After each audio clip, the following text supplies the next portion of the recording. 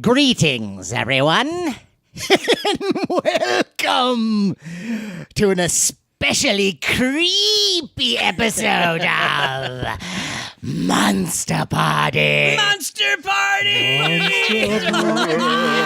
Monster Party! Creepy! And it's going to be creepy. It's going to be fun. I'm already creeped out. No, don't be. Well, it's going to be No, great. Sean is touching me under the table. And so Okay, Like well, every episode. well, before you start touching him, who are you, sir? I am Matt Weinhold. I am Shawn Sheridan. I'm Larry Stroth. And I'm James GONIS. And boy, what a topic. We do. It's got a.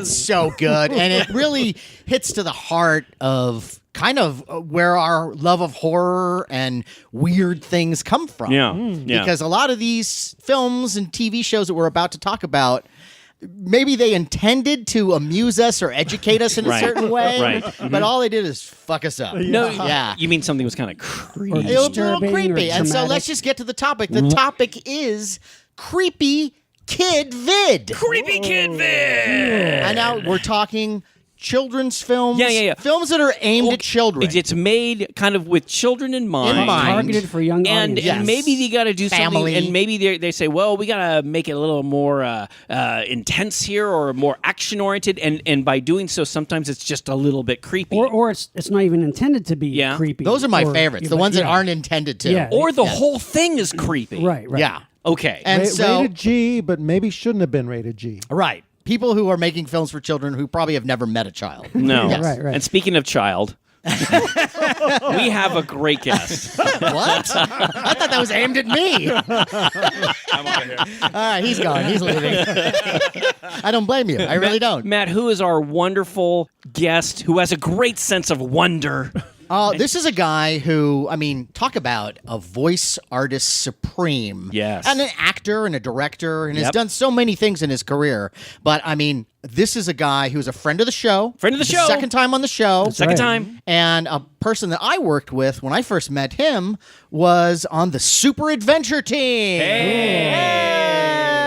Ladies and gentlemen, Wally Wingert. Hello, everybody. How are you? Nice to see Wally you. Nice to be Wingert. at Monster Party again. Yeah. Monster Party! And Wally, just if you could just give us just a quick little rundown of some of the things that you've done recently. Many things. I mean, so many shows. Just rattle some off to impress our listeners. Okay, I'll make this really quick. He's always Wow. working. Did you get that? Now you have to go back and slow back down. Do you do those product disclaimers? I do, yeah. MSRP includes limited time $1,000 factory rebate and for select model. Shift trying to guard choice different CD of complete details. Safety belt should always be worn. Oh yeah. That is genius. I got chills. Wow. Awesome. That's our show. That should be our. I don't know how we could top that. No, but you've done a lot of stuff. You did the what's it? The Chevrolet? Is it the Chevrolet monkey? Oh, that was, Dodge. Dodge. Yeah. Dodge. You were the Voice of the Tonight Show. You yeah. were the voice of the Tonight Show. It's the Tonight Show with Jay Leno. Oh, takes me back. Can you say it's the Tonight Show with Jay Leno, but sitting in as Larry Stroth? Sure. It's the Tonight Show with Jay Leno with tonight's special guest host, Larry Stroth. Hey! Now, for me, can you say, "Aw, it's now Jimmy Fallon"? I'm not allowed to say the F word, the other F word. Good for you. Good for you. No, Good but for you did the Tonight Show. There's a computer commercial I've seen you on. Oh, yeah, that was the Dell commercial. I played a glam rocker, yeah. Once every 20 years, they find me useful for on-camera stuff, and I'm not really that into on-camera stuff, but if Hilarious it's in a that. funny thing. Really funny. If it's a funny thing, I'm like, yeah, and I had all the clothes for the audition already in the closet, so I didn't have to rent nothing or borrow nothing. I'm like, oh, Were you no, just walking down the I know street and they this went, "You"? guy. Yeah, right. You've done the voice of Tiger in this adventure. Oh, what's it? Tiger and Bunny. Oh, Tiger and Bunny. Yeah, it was a which- Japanese anime. So thing. It was, great. yeah, it's And fun. Invader Zim you were on? right. Is the Almighty Thomas? Well, Zim, how about a sandwich? Yeah. And for Super Adventure Team, just give us a little Buck Murdoch. Yes, Buck Murdoch. Boobs. It was a great show. Terrific. Funny show. Yeah. You've done Family Guy. You've just done a Tons of animated slew of characters. animation Yeah. stuff. Yeah, And yeah. so now you've done a lot of stuff for like kids television, That's and right. you've done a lot of that kind of work, and that's why we thought you'd be perfect for this because we all grew up roughly around the same time. Yeah. And we had to experience these films. And, it's like when you're a kid, you don't really have that much background of experience. So when you walk into them, they go, this is a movie for you. It's a kid's movie. You're like, oh, great. And what could possibly go wrong? Yeah, yeah. Especially back in our generation where there wasn't the internet, there wasn't all this stuff. Like you just took for granted whatever was put in front of you. Well, we weren't cynical in any way. No. Prime example is Invader Zim. Yeah. Oh, okay. It's created by this guy who has a comic book called Johnny the Homicidal Maniac. He's like, hey, he'd be great to develop a kid show on Nickelodeon. So he develops a show where, Zim gets a pimple, and it turns into this big pustule, and he calls him Pustulio, and he draws a face on it, and he's full of pus, and he's moving around. It's like, this is, speaking about creepy kids things, but the kids didn't really so much embrace it, but it was the tweens that embraced Yes. it. Yeah. But that right. wasn't the demographic Yeah. that Nickelodeon was looking for, so Right, they right. It's a well-loved show. and it's creepy, Yeah. but delightfly creepy. Yes, Right. yes. I didn't know that Invader Zim was that creepy, though. Oh, yeah. Okay. Yeah, it's Pustulio, pretty and bizarre. it's... yeah. But see, it's funny because we're going to be talking You mentioned about pus on there. a Yeah, couple yeah. different things. I mean, one of the things we're talking about is films that we had seen when we were growing up. But as you guys know, I have an 11-year-old daughter, and so I have this love of like spooky things, creepy things that I had to be very careful about showing certain things to her. Sure. And so I had shown her stuff throughout her life, and so I kind of talked to her about what she thought was creepy, and I thought that would be great to share How did with you. Midnight Cowboy go over? Okay, no. Come on, what? No. The animated one. No. There is no animated Midnight Cowboy. But I will. Shall I start this off then? Go for it. Why Okay, not? well, You're speaking. Okay, well, yes, I am speaking. Well, let me talk about what I think is a very creepy kid vid, and it's a terrific film. It's from 2009 called Coraline. Have you guys seen this? Yeah. Love it. Okay, Coraline. Neil is Gaiman. Long time Yes, ago. Neil Gaiman That's right. who wrote the Sandman. Famous for Sandman, Yes. the comic book, and many other wonderful comics. Yeah, so he did this great book about, it's this girl and her family, and they moved to this new little town. And what's really cool is, like, this kid is, things aren't going that right. Mom and dad aren't, they're kind of irritate me, and there's this kind of funky kid that I don't like or whatever, and she discovers this new alternative universe Called Acid. No. It's in the house, and there's this little door that she gets the key to open it up, and it goes. Pretty to sure this that's alternate- acid. No. Maybe in your life, but not in this kid's life. Now, the neat thing about this film, it's directed by the same director who did Nightmare Before Christmas, Henry Selick, and it's all stop motion puppet animation. And the funny thing about this is, so where does it go? Well, when this girl goes through this into this other universe, she discovers, oh my gosh, there's a new mom and dad. They're very nice. They're terrific. They're great, and they fix her favorite foods. And let's go play. These parents have time for her, and oh my God, she loves it. There's just one thing a little weird, and that is their eyes have these giant buttons sewn into. That is creepy. And the minute you start messing with someone's eyes. yes, James. I thought you were going to say she gets to the other side of the door and John Malkovich is there. Crossover. It's a terrific film. The animation is unbelievable. The 3D's great. The stuff that they did in this film, it's almost like Nightmare Before Christmas was great, but they went a step further. And I prefer this, This is just great. But here's the thing. So I got this film. I didn't see it in the theater. I got this film because I love stop motion animation. And I think, this is going to be great to show to my kid. My kid, I showed it to her when she was about 8. Or 7 or 8, and she started to freak out, and I realized, maybe, and it was another year or so before we could actually watch it. But it's a great story. What's cool is these parents in the alternative universe, they seem great, but there's something really creepy and sinister about these people. And I don't want to go any further than that because I really like people to see it. And probably one of the biggest thrills was my daughter and I, we went to Blast from the Past in Burbank, and there was an actual Coraline doll, a doll that has the little button eyes. And my daughter flipped out. She goes, "Oh, Daddy, I gotta get it." And of course, we had to get it.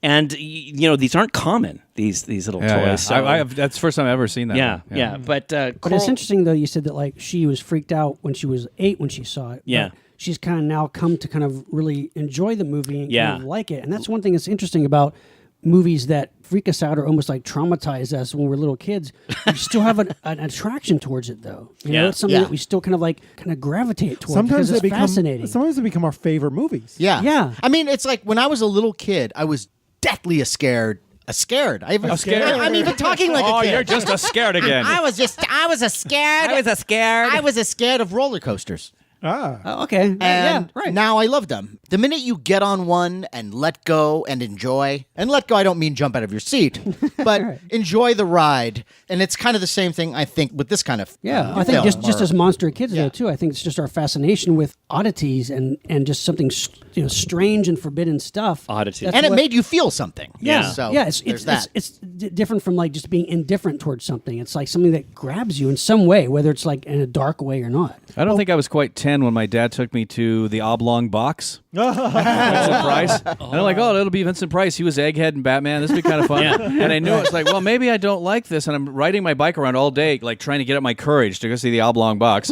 And my dad takes me to the oblong box at the Orpheum Theater, Aberdeen, South Dakota.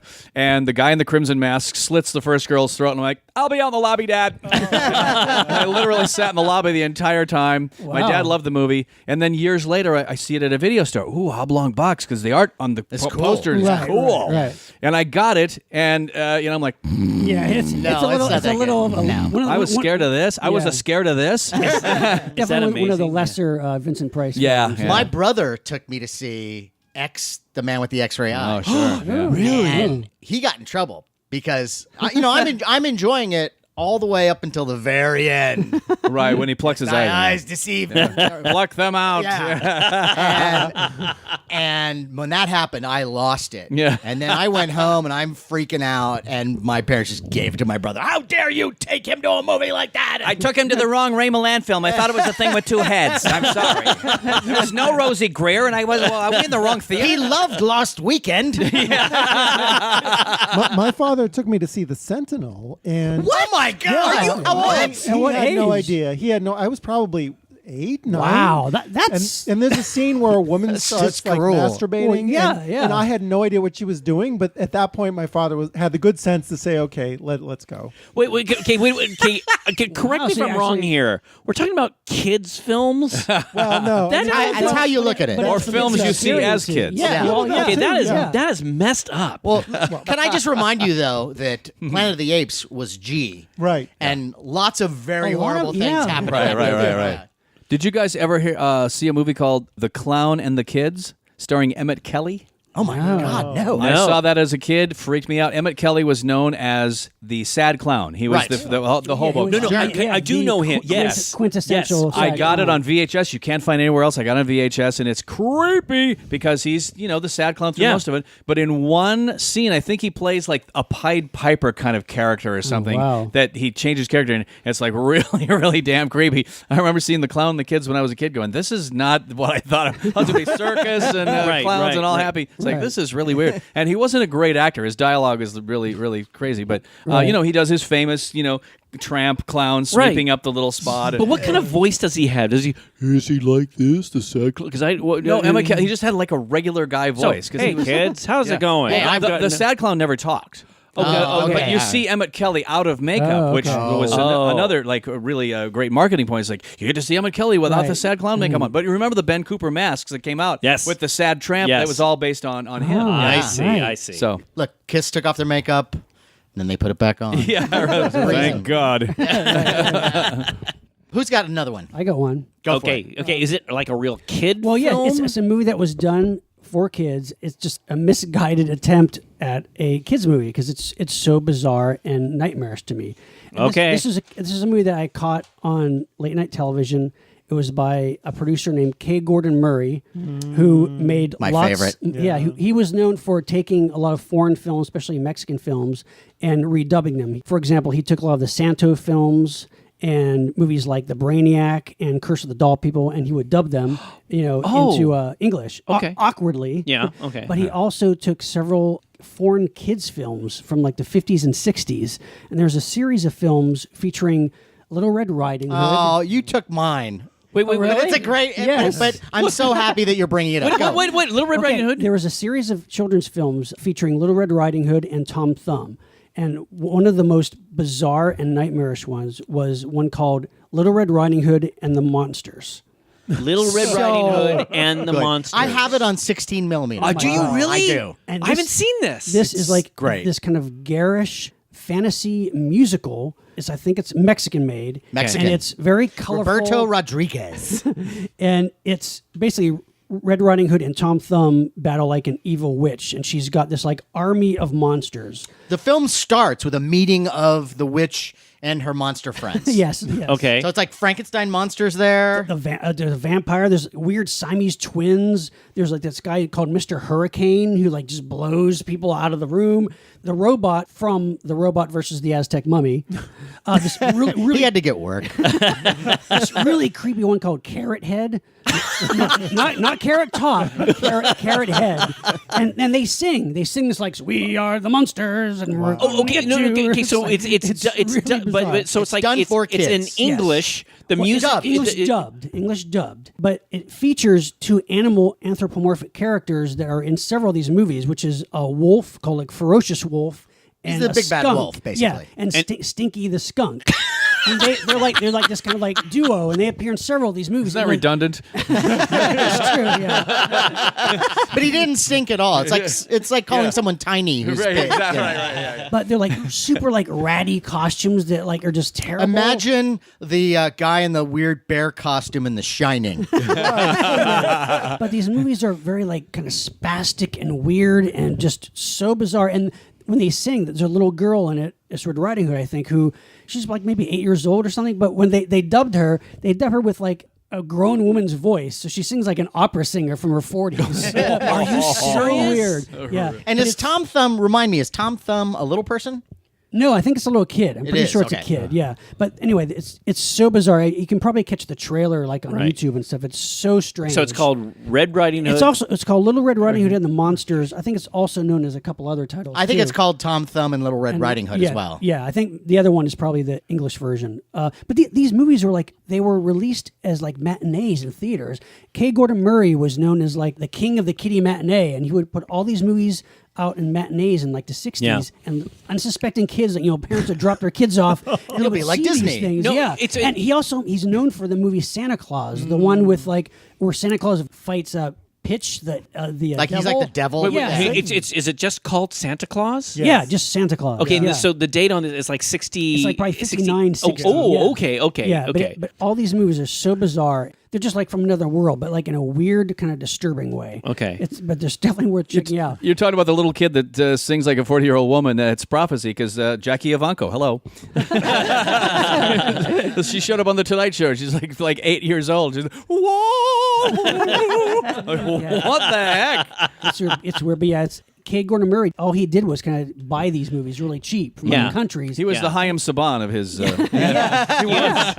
It's funny, Sean, you bring that up because I do remember my parents during the summer they would take us to. There was like these two theaters that were kind of next to each other at a mall, and it was an outdoor mall, and they had what looked like to be cheaper movies, but also it was like Disney had a lot of. This is when they would have Scalawag, with Kirk Douglas, and they would re-show Treasure Island and and the Computer that Wore Tennis Shoes, and so these things, it would be a new movie every week, I guess. And so I The children's matinee, wasn't it? Yeah. So that was a big thing. I mean, back did then. you do that? See that in South Dakota? We had a thing where every school year you'd pay, I don't know, it was like $12 or something. And you get a sheet You'd of get tickets, a sheet right? of tickets, and That's you tear right. off the tickets. And That's I right. remember the Monster Come Home, the Batman '66 movie, Ghost of Mr. Chicken? Ghost of Mr. Chicken. There was the Three Stooges, the Outlaws is Coming, and there or was Have some Rocket really Will Travel. Exactly. There was some weird one called And Now Miguel,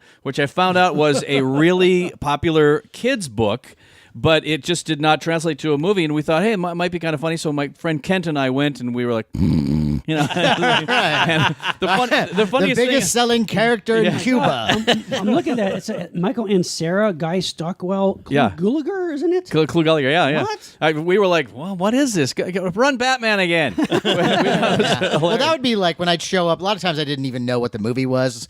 My parents would just drop me off. Yeah. Lassie movies for me never really did it. Yeah. Yeah, right. You didn't like right. Lassie movies? guys? No. It's a beautiful dog. Well, yeah, but for 10 minutes. Yeah. It's a great short. Prefer a devil dog, Hound from Hell. Yeah.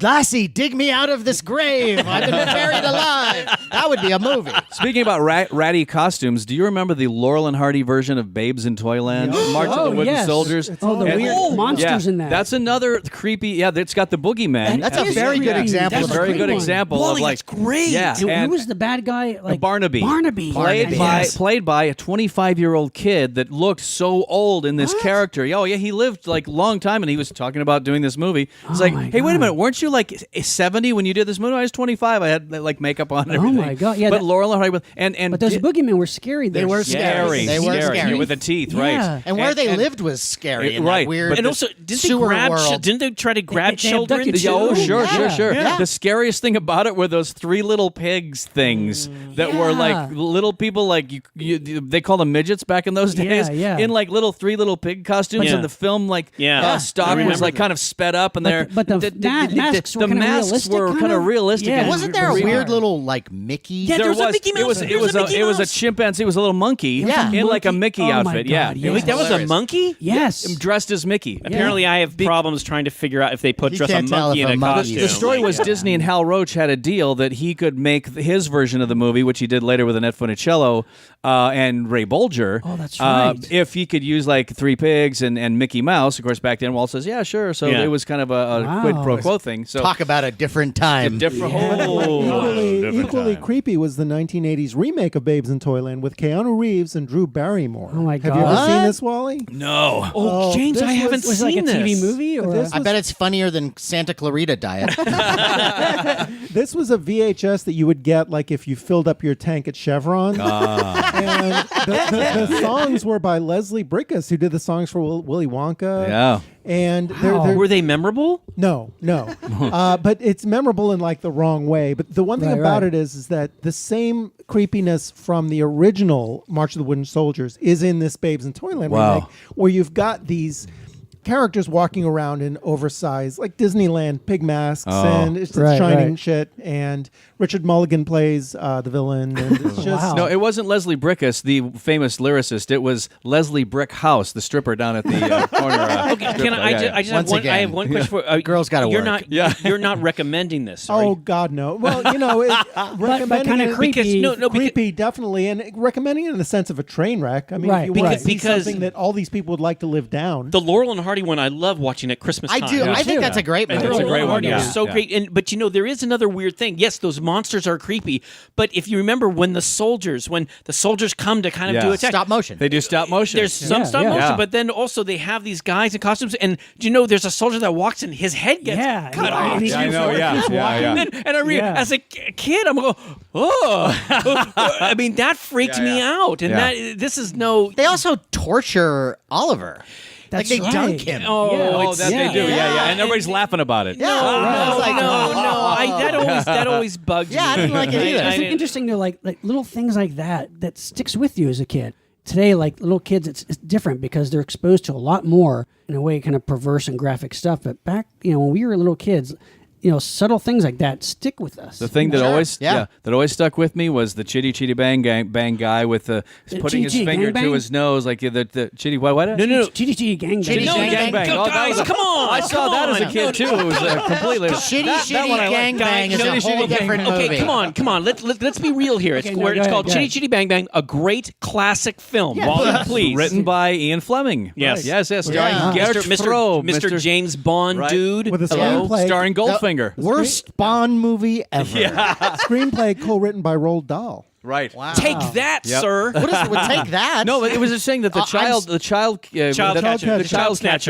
snatcher, when he put his finger on his nose, I never forgot that as a kid. I'm like, oh my gosh, he's creepy. It's very traumatic Yeah. because that is a traumatic movie. Yes. Yeah, it preys on the fear that every child has is being taken away from Sure. your parents, Yeah. from security, and you got this really creepy child catcher played by Robert Helpman, Yeah. whose job it is, Helpman. Helpman. Isn't that great? How It's ironic. ironic. Yeah. I don't know what else he might have been in. Nothing. But it's No, totally no, he was in memorable. other stuff. When I was like a 4 He was a real life child catcher. He's doing he's in Leavenworth doing 30 to 40. No. 75 feet away from a school. Can we let James talk and finish his thought here? Because this is great stuff. I mean, complete like for something that's designed for kids back then, they hit on something that was completely primal. It's like, okay, this is somebody who wants to take you away and put you in a cage, and your parents or your parental figures cannot help you. That's Why right. couldn't the movie be about him? Okay, no, that's okay. Listen, Spin-off. Okay, that's a different movie. And let me just tell you, sir, because you're just brushing this off. It means nothing. Yeah. Okay. No, Right, no, great. no. The sissy car. Yeah, okay.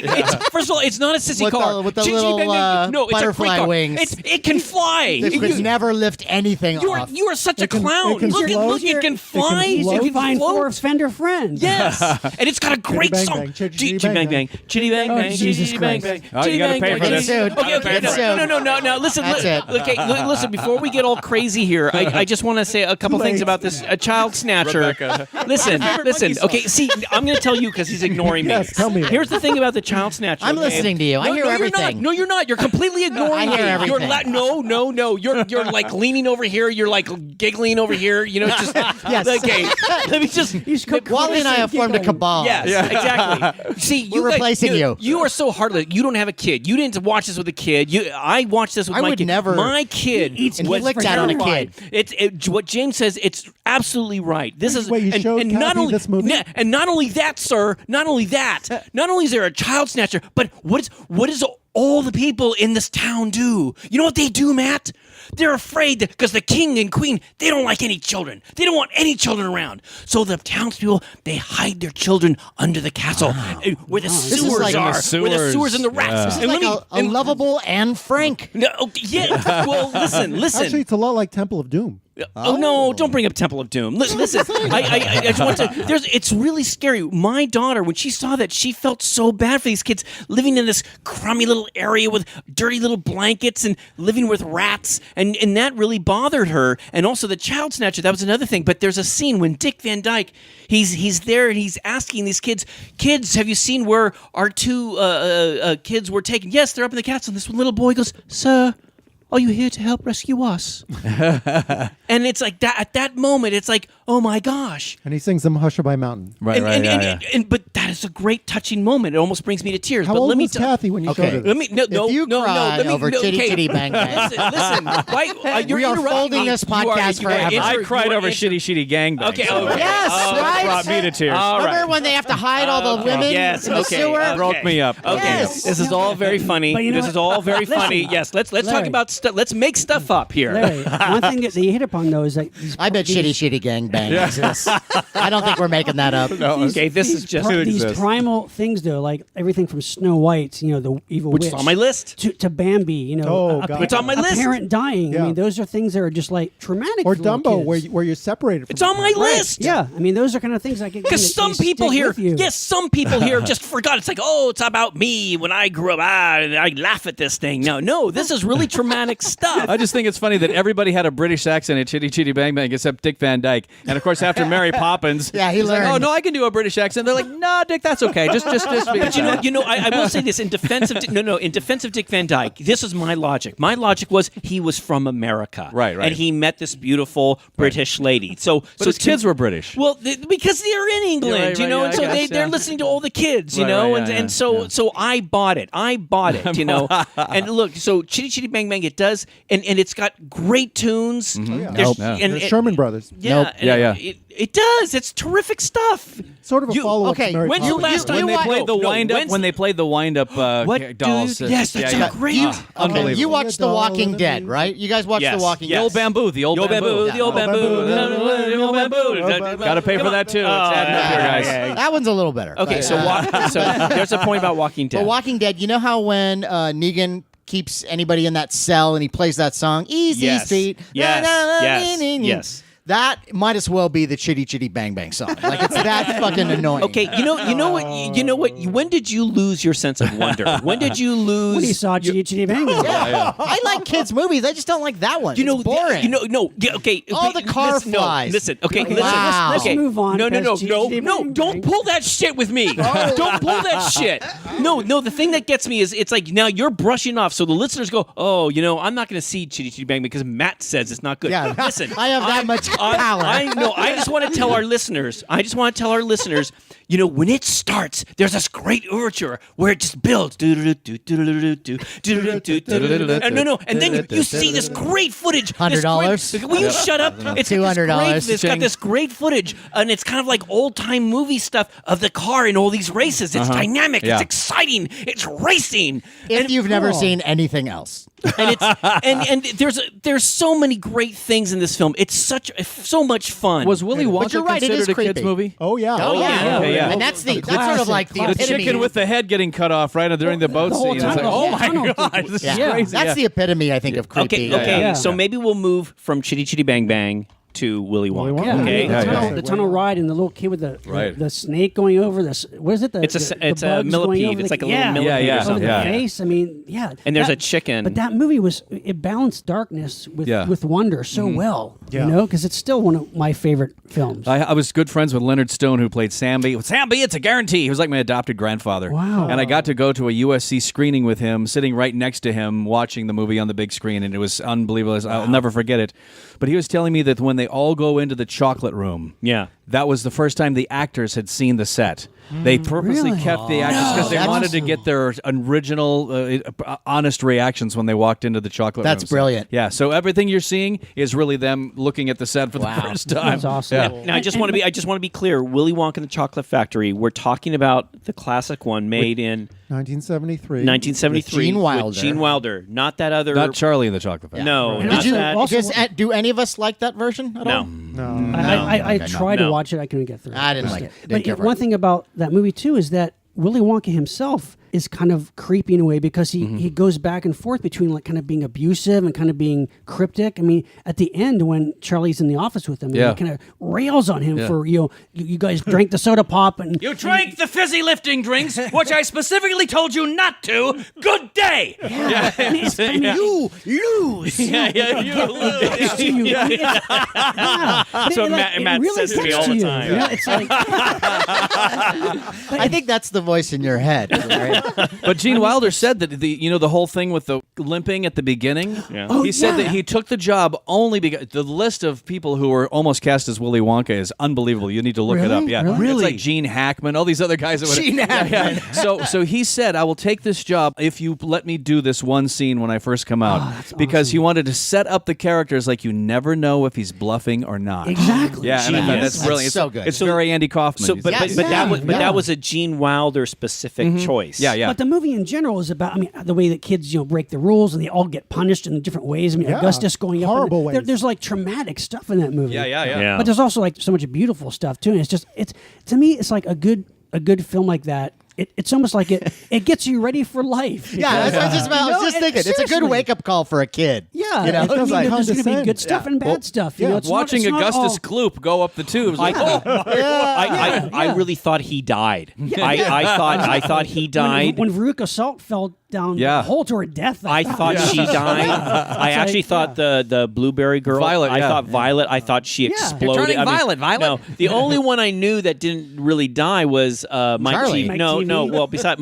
Mike TV, he was just small. Right, What are they yeah. going to do? And I'm like, well, Right. he's alive. Yeah, He a might giant spider will chase him. And have to live in a or matchbox. it'll just keep getting smaller and smaller and smaller. And because finally, incredible it's funny, shrinking it's man. funny at the you don't see these kids come out, you Right. know. So I mean, you don't know. But Actually, it wasn't a movie that pandered or like was cloying to like little kids. It put it out there. You Yeah. know, it was just that's what's It so didn't great condescend. about it. Not at all. That's Yeah. what's so cool Yeah, about it. and those are for the most part great songs. Yeah. Oh, Yes. Oh, yeah. yes, I love And my soundtrack. daughter loves that movie. And we actually we did watch because she wanted to. We watched the other one, the Tim Burton. And Danger. There were there's some funny moments, but it was kind of like, well, now we use the DVD as a coaster. You know? Sure, yeah. But we will still watch Willy Wonka and the Chocolate Factory. There's just something so special, so magical about it. But that movie, see, now that is a movie that touches my heart. That's where I kind of well up at the end, especially when you got emotional? Yes. The glass elevator. Yeah, when Charlie turns around and does the right thing. Yeah. And Yeah. leaves the everlasting gobstopper. Right. You know what happens to the little boy who gets everything he wants? Yeah. He lives happily ever after. One of the greatest. Tell my family that. One of the greatest lines. I know, it's fantastic. And so this is what was that him too? Was that Gene Wilder? No. Who came up with that? I know the Okay, story, but what is the story? David Seltzer, I think, who wrote the screenplay. I think they didn't have like an ending. It ended with him going, whoopee. And I think the producers like called the screenwriter who was like, vacationing in the mountains or something. Like, Seltzer! No, he's like, we need one more line. We don't know what it is. And like, I think he just came up with it. We don't like whoopee. And it was kind of came a up with he him on blew the it. phone. Yeah, he said, okay, just try this. You know what happened to the little boy? He got everything he wants. He lived happily ever after. And that's brilliant. Yeah, it's fantastic. Genius. Leonard Stone said that Roald Dahl was on the set all the time, and he and Mel, the director, were constantly at each other's throats. I said heard that he didn't like the film, right? No, I hate it. Mel Stewart. Are you serious? Yeah, Mel Stewart and Roald Dahl were constantly at each other's throats. Really? And he said that Roald Dahl had this beautiful British accent, but had the mouth of a sailor who spent some time being also a trucker. And he said he could just peel off this stream of beautiful profanity in a perfect British accent. It was kind of like poetic and nice and kind of musical. It was like, yeah, that was kind of nice, but he said some horrible things just now. Swear Actually, at me Wally- some more, sir. Yeah.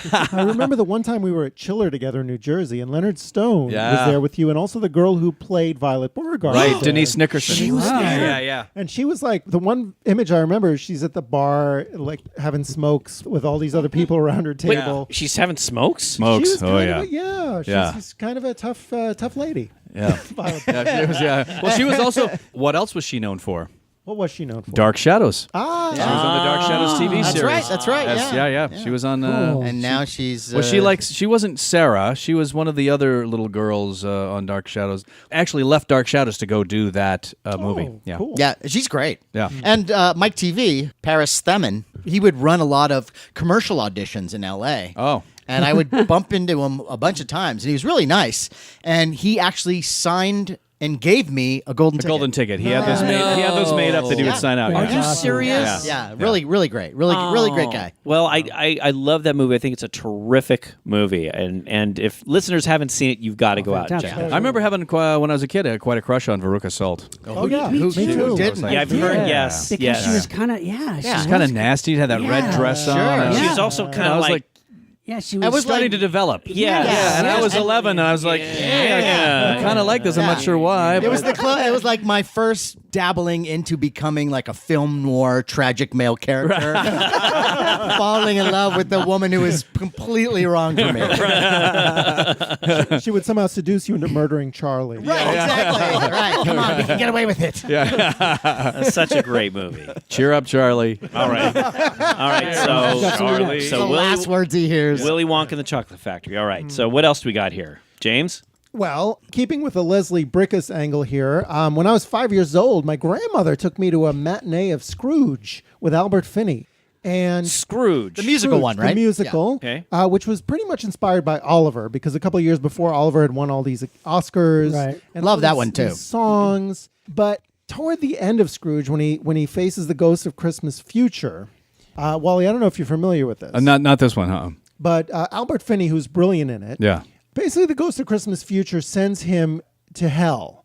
Because the ghost, if you remember the story, he sees his grave and it's his own name and Yeah. he's freaking out. Yeah. And in most versions of A Christmas Carol, that's kind of where it ends. There's lightning and he's all crying and he's like, I want to be good. Right. In the 1970 Scrooge, it doesn't end there. He literally, there's a hole in the grave.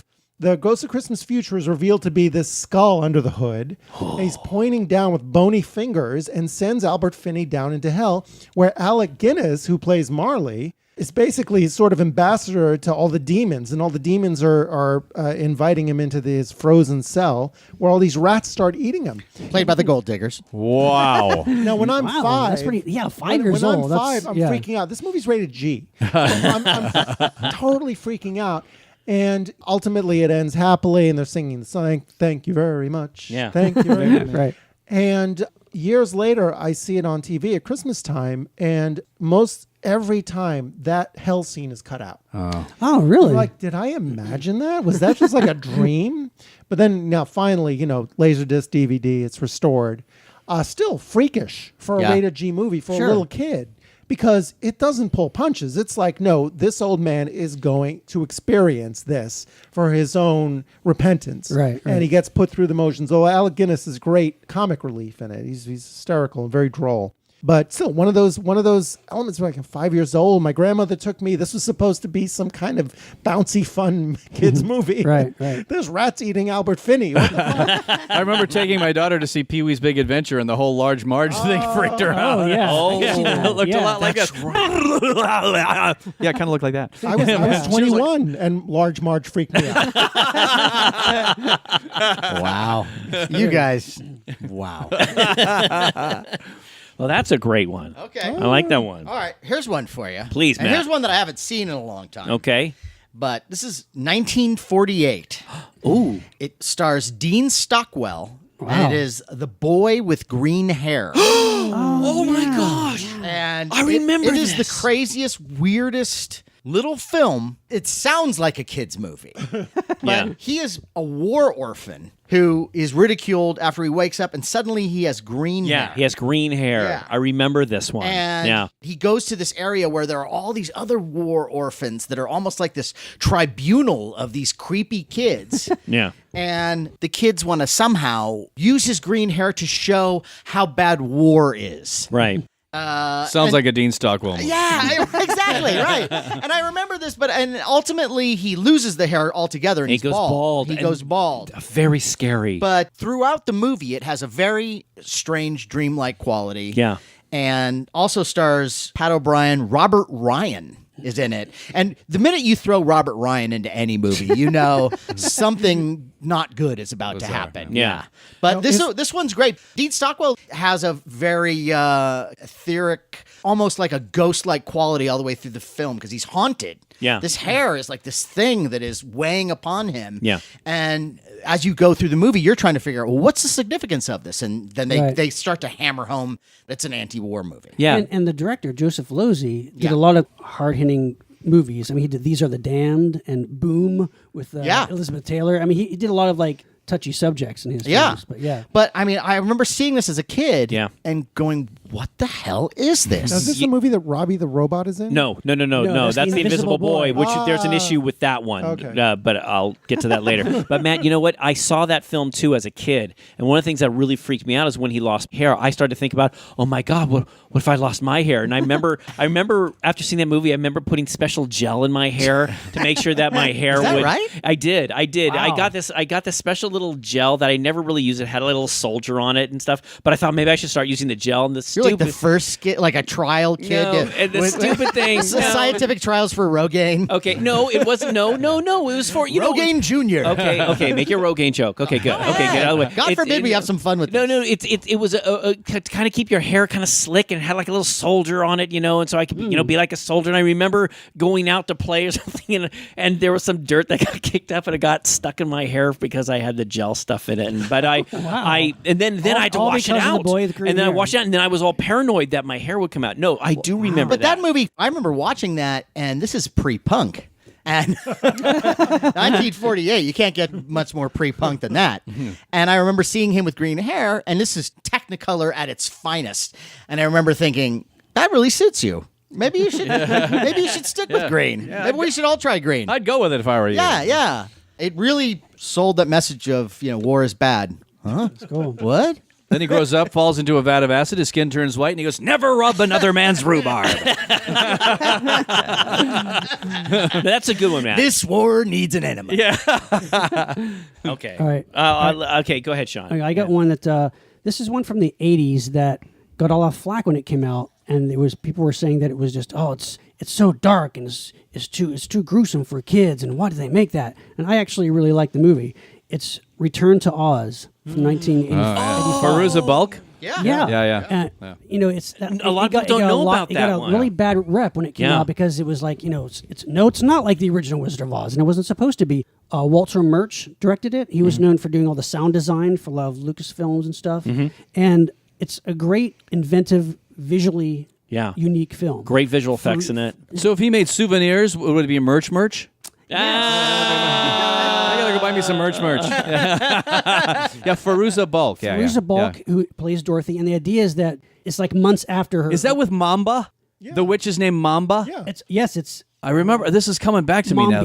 Mombi. It's Princess Mombi, played by Jean Marsh, and she has this hallway where she keeps people's heads. Right. And I she remember can this. put on different people's heads. Yep. It's really I remember that. I creepy. remember And- Mombi's is like, creepy. that's Yeah. a creepy name. And the idea is that Dorothy has been to Oz, and now she's back, and she's just always kind of obsessed with it, and she can't sleep. And so Auntie M, played by Piper Laurie, sends her to get shock therapy in an asylum.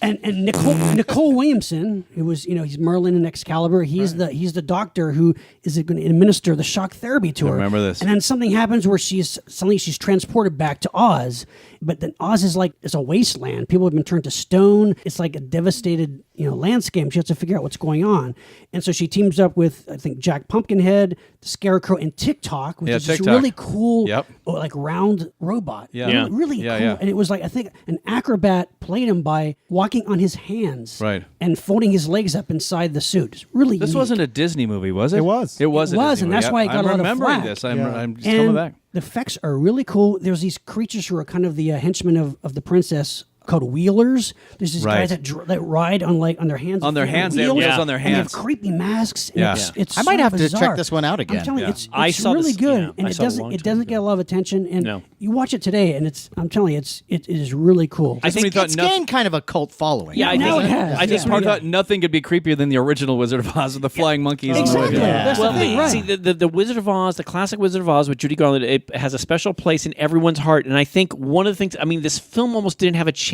Sean. In a way, and it's too and the bad funny that- thing is, did you ever see the books Yeah, of Wizard well, of Oz? this one was based on one of the other books. I think. Exactly, Yeah. and if you look at the illustrations, a lot of those Sure. characters are taken right out of that book. Much like the Grimm fairy tales, how they're very dark. Exactly, but Yeah. I feel that when the film came out, I remember Dorothy was played by this much younger Very girl. young. It's not a There's- musical. It's not a musical, Yeah. and so you don't rent this film thinking you're going to see hey, Right, Wizard sequel. of Oz Right. Part Yeah. 2. Yeah. But it's a very inventive. completely Yeah. different. Yeah. You have It's some really of the good, same though. characters, but yeah, I But remember it's a that, big Sean. gamble, and it was a gamble that did not pay off for but Disney. Matt's right that it kind of now has gained a bit of a cult following. Oh, yeah. It's really cool. It's really It's worth beautiful checking out. score by David Shire. Because that's remember, been- this is a time when like you had like Labyrinth and The Dark Crystal. Dark Crystal. Yeah, but it's Other on my kind, list, Kind yeah. of similar movies that had dark qualities to them. But I think you would think it would have fit in with that. I know, yeah, but like I said, now luckily it has given us a cult Disney never status. did dark very well. The Black Cauldron didn't fly. It's one of their No. considered to be one of their worst. Yeah. Yeah, well, there's anime another films. one next round I want to talk about. Oh, okay. Well, let me. He's back. Well, let me jump on this. Okay, there's a film that I didn't see this film when it came out in the movie theaters, but because it had the word monster in it, I thought it'd be kind of cool to watch with my kid. Hey, and I'm talking about the film from 2006 called Monster House, and it's another film. Oh, I have not seen It's that. another film Animated, yeah. that it's computer animated. Let me tell you the issues first. I sat down with my daughter to kind of watch this, and at first it was just a little too creepy for her, and we had to stop. And this is another film that It's a running theme. no. And the Dad of the Year award goes to. Hey, I'm very you're toughening I'm her very up. sensitive about look. I sat with my kid and we watched Trilogy of Terror together, Yeah, and yeah. she loved it. That's pretty good, and actually. she stuck really close to me and watched it. And I said, look, if it gets too much, let's. yeah. And I'm not showing it to her when she's 3. Yeah, yeah. Okay, but let me get back to Monster House. This is produced by Robert Zemeckis and Steven Spielberg. It's a computer animated film. Now, the computer animation, it's not like Pixar, which I think does beautiful work.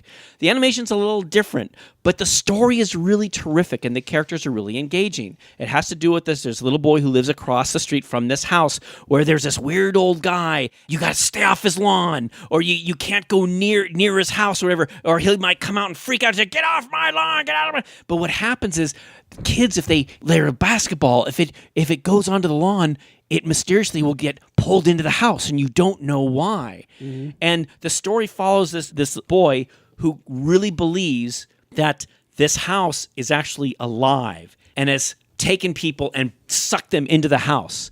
And the house basically can eat people. And so he has this little friend who comes on over, and they kind of watch the house at night. And the mom and dad, they go away for like a little trip, and there's a babysitter who's not really paying much attention.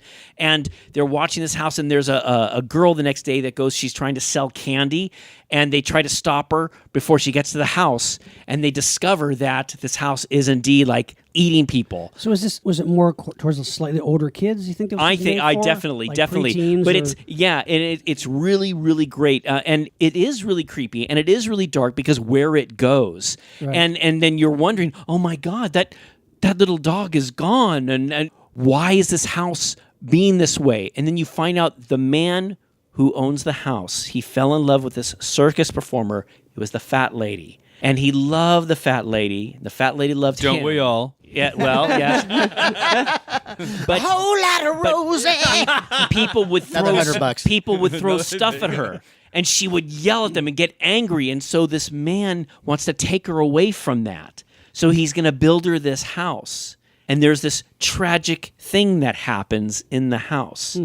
And her spirit takes on, it lives in the house. Does a crane finally lift her out of No. it? Well, Or- you know, Just there is a crane involved, believe it or not. There is a crane. I But- should write for the pitches. Yeah, but it's a terrific. I've heard good things. Yeah, about it, and it really. It's not what you expected. No, really. it is not. It is not what I expect. It's better. There's no Scooby Dooism here. Right, That's the thing right. I loved about it. No, that's Right. always It's the thing good. that Yeah. stuff kind of pisses me off. Right, Yeah, I hate It's, that. I hate that. and it deals with its Halloween time. It's Cool, terrific. cool. So and my daughter loves it. And actually, we watched it. She couldn't watch it the first time. I think we tried it maybe like 4 weeks later. We got through it, and she loved it. And then she would watch it all the time. Yeah. So Monster House. Nice. All right.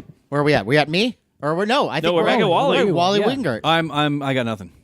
Well, what about television though? Television. Oh, plenty of creepy TV. There were some things I remember seeing as a kid, even on Lost in Space. Which I have that on my list. Yeah, it was Yeah. pretty creepy.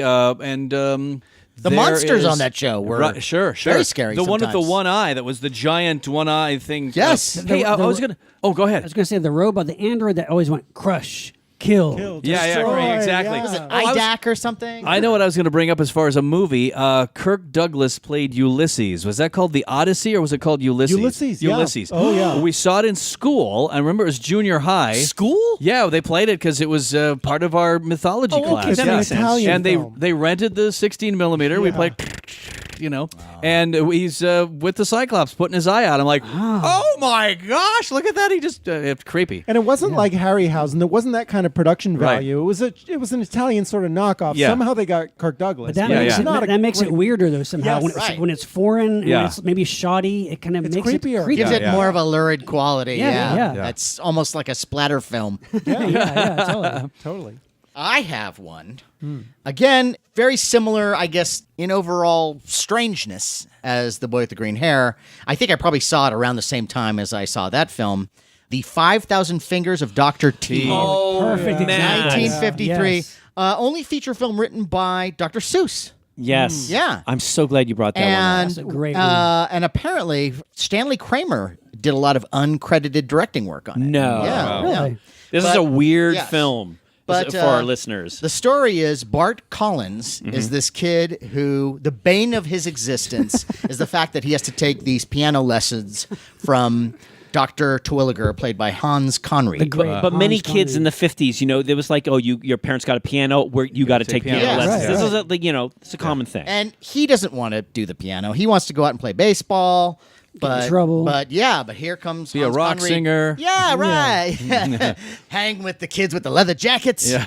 Playing his iPad. Yeah. Well, no. This is come on. Right. This is Way come before on. he is. But anyway, so he really can't stand this Dr. Twilliger. Mm-hmm. So very much like the Wizard of Oz, he falls asleep, and when he wakes up, he's now in this crazy Dr. Seuss exaggerated world of Dr. Twilliger's Institute. Yeah. Where he brings all these kids in to learn the piano. And how they learn the piano is it's like one endless piano. Yeah. It's These like the curves key, in they it, curves. yes. It's almost like it goes on into infinity. Yep, Like it forever, just goes on yes. forever. And there's an endless stream of stools in front of it. And these kids sit on the stools and they practice their piano. It's like a slave camp. And it is like a slave camp because I always remember this scene that creeped me out is the kids are bringing in their own personal effects. Yes. Yeah, and they have suitcases full of stuff. And the guards open up the suitcase Each and one. there's like a catcher's mitt and they're like throw it in the garbage can or a harmonica. Throw it in the garbage can. Not allowed to have anything. Yeah, and immediately they go through each of the kids' stuff, throw things away. So if you brought something personal, it gets thrown No, away. it's gone. But It's then, gone. It's but then done. to make you all like be similar, they put this cap on you. Yeah, and the cap is great. I wish I had one of these Yeah. caps Yes. because Yeah. the cap has like a hand on the top of hand, it. a little hand. It's like a little beanie cap with a hand on Yeah. the top of it. Maybe you can make one. I should, yeah. It's funny because when you watch the movie, James, it seems like they must have made like 300 or 400 of these hats. But they're probably rubber because they look like rubber, and I'm sure Yeah. they've all They're decayed, all decayed now. by now, yeah. But Right. can you imagine actually having one of those? I would love to have one. And this is not, I would not say, I'm like you here, James, when it comes to recommending this movie. Yeah. It's not the greatest movie, No. but it's odd. It's Yeah, such an it is oddity. very odd. that Some of the musical numbers are a little pretty bad. Yeah. But it's Well- worth checking out because I think it's visually stunning. Yeah. yeah. There are some memorable characters like one of the guards of Dr. Twilliger's Institute. Actually, it's not one, it's two. It's these twins. Yep. These old men, and they're connected. They're like Siamese twins that are connected at the beard. Yeah, but the And beard they're on is roller Yeah, skates. their beard is really long, and so they're on roller skates. Yeah, and so it's freaky. Yeah, and they chase after they don't you on talk. these roller skates. They don't talk. Yeah. Which is kind of like like twins in the second Matrix or something a little bit. Right, You know? yeah, very much so. But got the they idea. chase. But the kid tries to escape. There's the twin guards, but then there are the other Twilliger's Institute guards, and there's no getting out of this place. And this kid's only friend is this guy he's I guess the plumber. Mr. Zabludowski. Yeah. And he's the plumber of this place. And in real life, he's kind of sweet on the kid's mom. Yeah, because his dad has passed away. Right. Yeah. Right. So, you could kind of put together what happens at the end. Yeah, but it's funny. I think the studio did not know how to market this film. They didn't know. If I it's- wouldn't know. No, it's true, Matt. I remember. Who is this for? Matt, I saw this on Creature Feature in Northern California really? when Really? because Wow. it was kind of like odd. It was like an oddity. Yeah. But This it was was like a early musical 50s too. It's Yeah, like 53. this is like it's a musical. It's adventure. Fantasy, it's it's fantasy. kinda nightmarish. But it's like how do you? Dr. Twilliger does this really strange song when he's getting dressed. He's getting ready for the giant right. piano thing, and he says, "Come on and dress me in my afterboard capote," and he does this. Do you remember that? And so you have all these Vaguely. guys running around him, dressing him. It's like, oh, this. Even as a kid, I'm like, oh, this is I weird. think they were kind of trying to maybe do it as a modern day for the time, modern day Wizard of Oz in some ways. Yeah. Like you said, because the way he kind of falls asleep. Yeah. But it's not A lot of it's the not same Wizard of beats. Oz. Yeah. No. But it's very different. but stylistically. I would recommend watching it just for the experience of experiencing this oddity. And you remember that when he tries to escape, and there's all these funky things that happens. He does these. He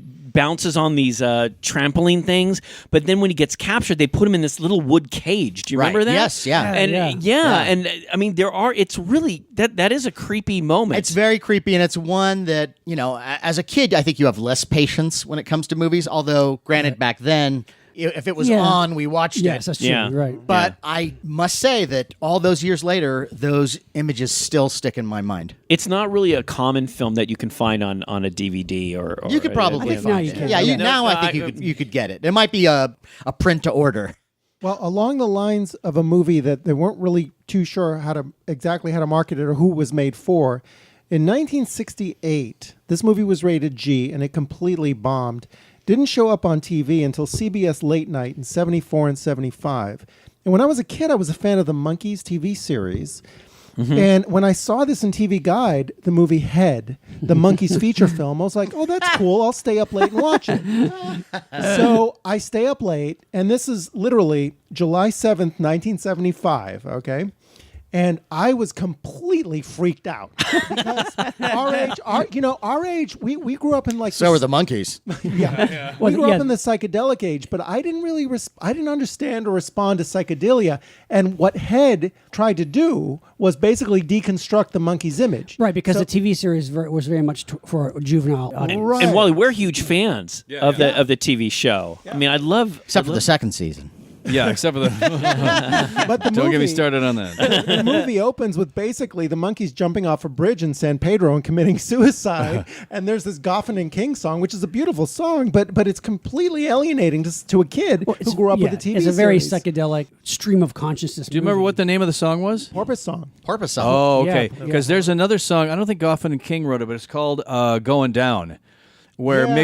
it's Mickey. It's where he does the kind of scat kind of thing. Oh, yeah. Go down that street. Yeah. I heard the other night. Go Like, down. it's pretty amazing just to think from a vocal standpoint of doing that thing. But you're right. The kids love the monkeys because even now, as I'm getting into second season, it's getting more juvenile. Like now they're doing stuff that's like now you're not a cool rock group anymore that does funny things. Now you're living cartoons. That's one of the things I have with the second season. But yeah, Head. Wow, crazy. Yeah, the movie was a reaction to the juvenilia of the TV Right. series Yeah. where they wanted to deconstruct it. They wanted to make it more contemporary for what was happening at the time, which was the counterculture. But did it do well though when it came out? No. Come on. No, Okay. no, no. So it was a huge bomb. So basically, do they basically destroy themselves? Yes. Is that they Wally? Is that what deconstructed their own happened? image. Well, I think that movie had a lot to do with it. Yeah. And I am on the fence of whether that was what they wanted to do. I don't know if they wanted to destroy their careers, but they wanted, I think, to reinvent themselves to a more adult audience. They might might have have thought it taken was- seriously. Yeah. They might have thought it was their Sgt. Pepper. It was Yes. their Right. Beatles Yeah, version. Well, right. they're not the Fab Four anymore. Now they're doing this really psychedelic stuff that people are like, wow, this is intricate stuff. This is brilliant.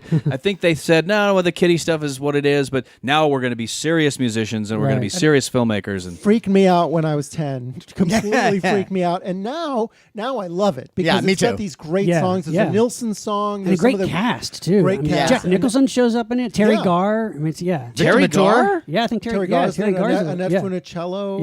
Yeah. Okay. Dennis do you, Hopper's in it. what are some of the other songs? I'm really curious because I haven't gotten there yet. I'm waiting to finish the series and then I'm going to go to that. Circle Sky, the Mike Nesmith song, and the Nilsson song is Daddy's Song, Daddy's which Song. Davy Jones sings. Oh, They do yeah. this black and white where they switch between. He's doing this intricate dance routine, and they switch between black and white. Well, they have him in a black suit with a white background, and then vice Right. versa. And I'm thinking, God, that was ambitious, and that must have taken a long time to film. Now I look at it and I understand the context. But when I was 10, I didn't. Yeah. You know? Yeah. And if you look closely, there's a very brief shot of Jack Nicholson in the film. Yeah, He co-wrote yeah. it. Yes. Yeah. Yeah. And so you see him just briefly, just a little flash of him kind of walking through the set. with an axe? But like He's always been there. we grew up. Things were changing when we were growing up. You know, I mean, the boundaries were being pushed. They were showing stuff on TV like Trilogy of Terror, Night Gallery. You know, Right. stuff that we were little kids, and the boundaries were being pushed while we were at that age. Right. Larry, when you talk about what you exposed your daughter to, I'm thinking, wow, it's so much more monitored now than it used Yes. to be. Yeah. We were on our own. Yeah. When we grew up. We really were. Yeah. It's like we just Or we were kinda- watching it with our parents with their full blessing. Yeah. Like True. Night Gallery. My Yeah. folks loved it. We were watching it, and I remember the John Carradine one. Remember? Oh, a big surprise. I love that Creeped one. the crap out of me. And my dad, I'm like, Dad, how did he come up out of the things? He's like, well, he probably had a tunnel that he went underneath. My dad's so loud. Oh, okay, I feel better now. But I'd have to get up and do my paper route the next morning, like 4 a.m. on a winter's morning, and wow. it's deathly quiet and cold out there, and I'm delivering these papers. It's really dark, and I'm hearing like the ice like crackle and the eavesdrop. I'm like, what was that? It's John Carradine. It's true that we were like sponges. We just absorbed all this weird, twisted stuff. And you back know? then, you just figured, well, if it was on, it's fine, right? Yeah. It's in front of me on the TV. It's got to be okay. Right. I Like know. TV movies like Don't Be Afraid of the Dark and Oh, The yeah, Devil's there's- Daughter. And it's yeah, like, all shit, that I'm stuff. in nightmares. Yeah, absolutely, absolutely. Okay. Another one? Anyone? Who's Yeah, next? yeah, Who's next? yeah. Okay. Well, go ahead, Sean. Okay, I have another Disney one. Hey! This is another Disney film at a time when Disney was going through a weird, awkward stage. Yes. And this is another movie that at the time was was not received well. And it's from 1980, and it's called The Watcher in the Woods. The Watcher in the Woods. I do like that one, but it's weird. It's weird, and it came from a troubled production. It was the time when they were trying to go for more adult audiences or more older kid target audiences. Yeah. And it was directed by John Hugh, who directed Legend of Hell House. And it was intended to be a scary, dark PG movie. Betty Davis, Lynn Holly Johnson, David McCullum. And it's basically this family moves into this old manor house deep in the woods. And Lynn Holly Johnson, who's a very, very attractive young teenage girl, starts. Easy. There's like some strange presence in the woods that is beckoning her and trying to communicate with her, and she's seeing like the image of another little girl in mirrors everywhere in the pond in the water, and very creepy. And it's Betty Davis is like the caretaker who lives in a small house next to the manor, and you find out that her young daughter died years ago, and they don't know what happened to her. She kind of disappeared. It's a very strange, mysterious movie, and it's not a perfect movie, but it's a very moody and atmospheric film. And what's amazing about this movie is that it came out in 1980 and kind of got lambasted by the critics. It had an ending that was very confusing a little bit and convoluted. So they pulled the movie out of the theaters and redid it and released it again several months later. Are you serious? Yeah, with like a different ending. Oh my gosh. Did it do better? I think it did okay. It got a little better received, but the original ending is, I think, much cooler. I won't give too much away, but it basically was kind of fight between Disney and the filmmakers to make it either supernatural or more science fiction. And the original version of it has this really cool like creature in it and these cool effects. But what happened was, this is crazy, but at the time, Disney wanted to release the movie to coincide with the 50th anniversary of Betty Davis in Hollywood, in her career. So they rushed it to release it, so they couldn't finish the effects for the final effects sequence. You're in the movie. kidding. So the ending of the movie, which features this really cool monster, is only kind of half there, and it's confusing what happens, and it tended to be a lot more, but they said, just put it out. So they put it out, and it was confusing, and people didn't understand it. So then they took it back, and they redid it, and I think they took out the monster and made it more kind of vague. And there's other unfinished stuff that was never completed. There's still a certain cut of the movie, I think, that's never been released. But it's almost like just as fascinating a history behind the movie as it is the movie. Again, it's not a perfect movie, but especially this is at a time when they're trying to go for older audiences, but still kind of towards kids. And it's pretty creepy if you're a little kid back in 1980 seeing this movie. And it's I do like it. Yeah, actually. it's really I cool. actually have not seen this one. It's worth checking out.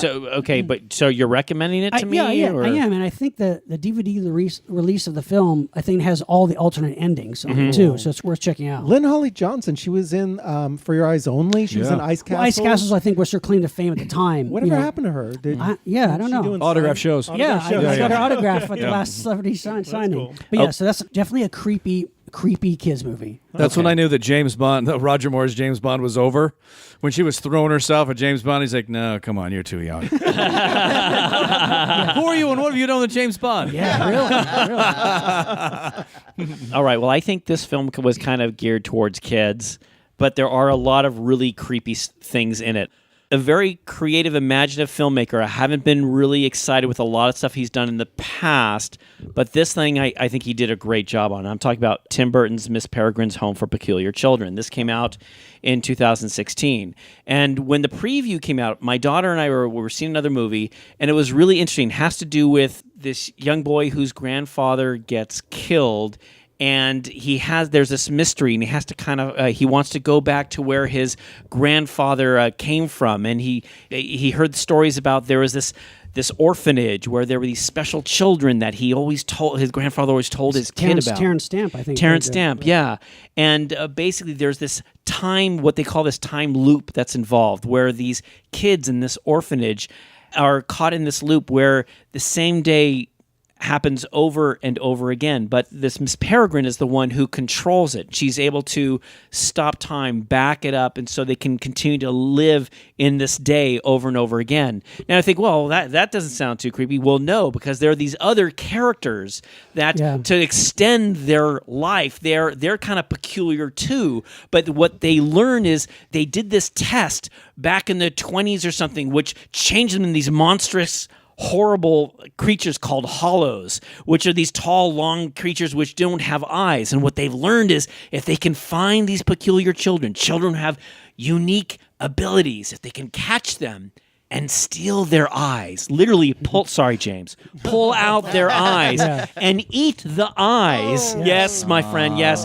It'll help make them more human and actually make them live forever. Yeah. And the peculiar kids in this particular film are really, really cool. Yeah, I have to admit, I did enjoy that movie a lot more than I thought I would. I felt it got a little bit too into like the big kind of CGI finale. You're turning towards it, but yes. But I thought Samuel L. Jackson was terrible in it. Cartoonish, way over the top character. Chris O'Dowd, who's a great Irish actor, for some reason has a terrible American accent in it. But there is a lot of good stuff in it. There's a lot of Tim Burton movies recently that I have issues with, but that one I felt was pretty inventive and very unique, like the trailer. Visual. Yeah, and Sean, look, I'm not going to disagree with you. I saw it with my kid who was 11, and there was a lot of stuff in there that was creepy. Oh yeah, and definitely that dark. freaked us both out. There was a giant plate, James, of eyeballs. And they have these long forks and they stick them in the eye. Yes, and they're and yet look, I agree with you about Samuel Jackson. What does it serve kids, with? he's but terrible. the kids, good. to me, like there's chicken. enough. First of all, it's beautiful. Put anything on it is rice, beautifully I'm shot. there. It's beautiful. I think everything looks terrific in it. The kids are great. There's this beautiful girl that she has to wear these giant lead shoes because if she you release them, floats. she can float. Yeah. There's this little boy, Enoch, who can What a make horrible things, answer to that problem. he can make things come to life by using little the twins, the two. yeah, well, don't say anything about the twins. But this one little kid can make things come to life by using parts of like guts from chickens and things like that, and he makes them battle each other. So that's a good example of a movie that is purposely creepy. I mean, it's like when we went to see it, we didn't know it was going to go as deep in the creepiness factor as we thought it was going to. There's a girl that catches on fire. There are these mysterious twins, and there's enough great stuff in there. I would say, Sean, yes, I agree with you, but I think it's one of Burton's better films. I'll watch it. I'll let you borrow it. Sounds cool. It's really fun. It's really neat. And as far as like kids, my daughter actually has a friend who's like James, terrified of eyeball stuff. And my daughter told me, we all told my friend, you don't want to see this film because there's a bunch of eyeball stuff in it. So her friend said, I'm not going to. I love the Harryhausen nod. Yes. Yeah. There's a really cool sequence, which I don't want to give away. I'd like to recommend people to see it because I think it's beautiful. In 3D. Did that do well when it came out, though? I don't think so. Yeah, it was a Fox. I think it did okay. It did okay. I but think it it wasn't did a big, okay. It wasn't like a phenomenal blockbuster, but it was okay. I do want to recommend it because I thought it was cool. It was creepy. It was beautiful, and there's a neat little message, and it's heartwarming. So I really enjoyed it. But I was thinking through the whole movie, it's like, so are these the concepts for X-Men that didn't fly at Marvel? Really. It's funny you should say that because my daughter doesn't know about X-Men. I did think about that, but I thought this was beautifully done. I'm a kid. I'm a mutant with a superpower. What's your superpower? I can broadcast my dreams like a movie. right. Great. That's a great power. Crossover. Marvel crossover. Oh, the little boy who liked the clothes. Yeah, I thought that was cool. Oh, there's a little invisible boy. There's a lot. The kid who gets covered with beads. There's some neat stuff. Matt, I want you to watch. Good. I will. After Matt, we're going to sit and we're going to watch this. Okay. We're not going to watch it together. But I will watch it. We might have a heartwarming moment. Maybe we could, share the moment I'll together. pick up some eyeballs, Some eyeballs, and bowl of eyeballs, and All just sit back and enjoy. There you go. Okay.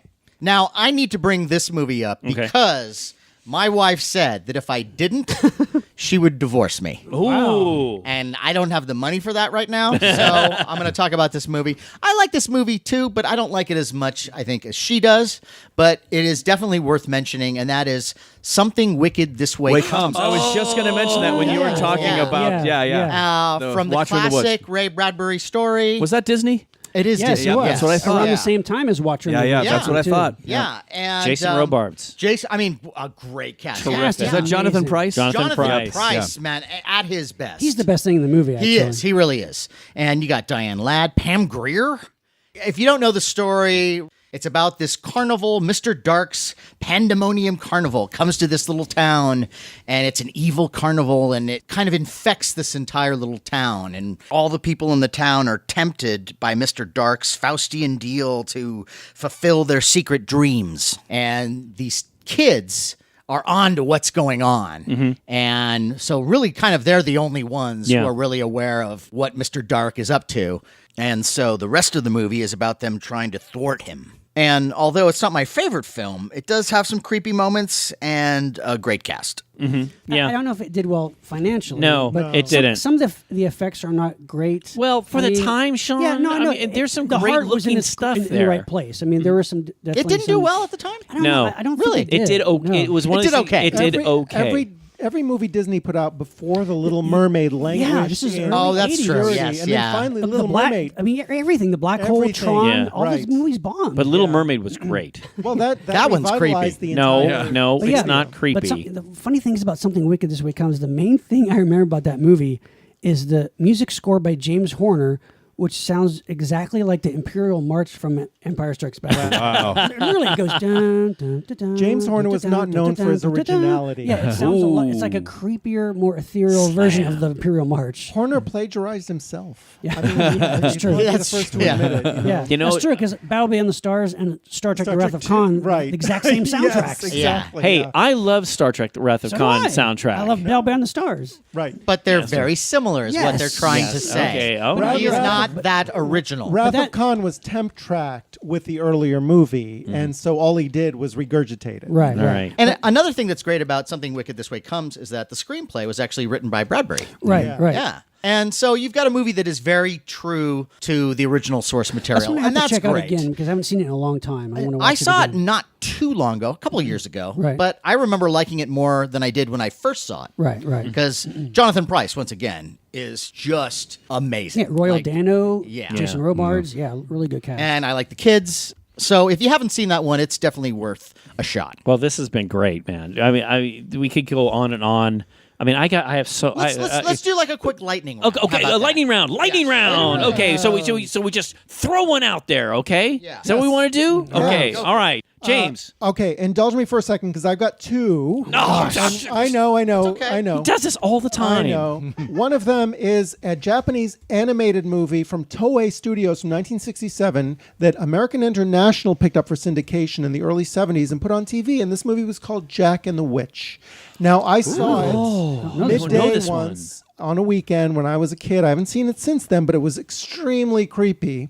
And it was about this kid named Jack who's sort of taken in by this little girl who's actually a witch. And she lures him into these traps one time after another, him and his friends. And these are really vicious traps. And I'm watching this anime as a kid, and I wasn't used to anime. And I thought, holy shit, this is dark shit. And I was maybe 7 years old. But it also made me think that, Kimba and a lot of Japanese anime, like, Captain Harlock and Gotcha Man, like a lot of this stuff is... Kataro. Yes. Yeah, a lot of it has another dimension that kids aren't necessarily used to. It's darker. In this country. Yes. Right. Yeah. It's deeper, it's darker. A lot of times it's sad, and sometimes it's even tragic. Astro Boy. Yeah. Yes, totally. Starts with the death of a child. Yeah.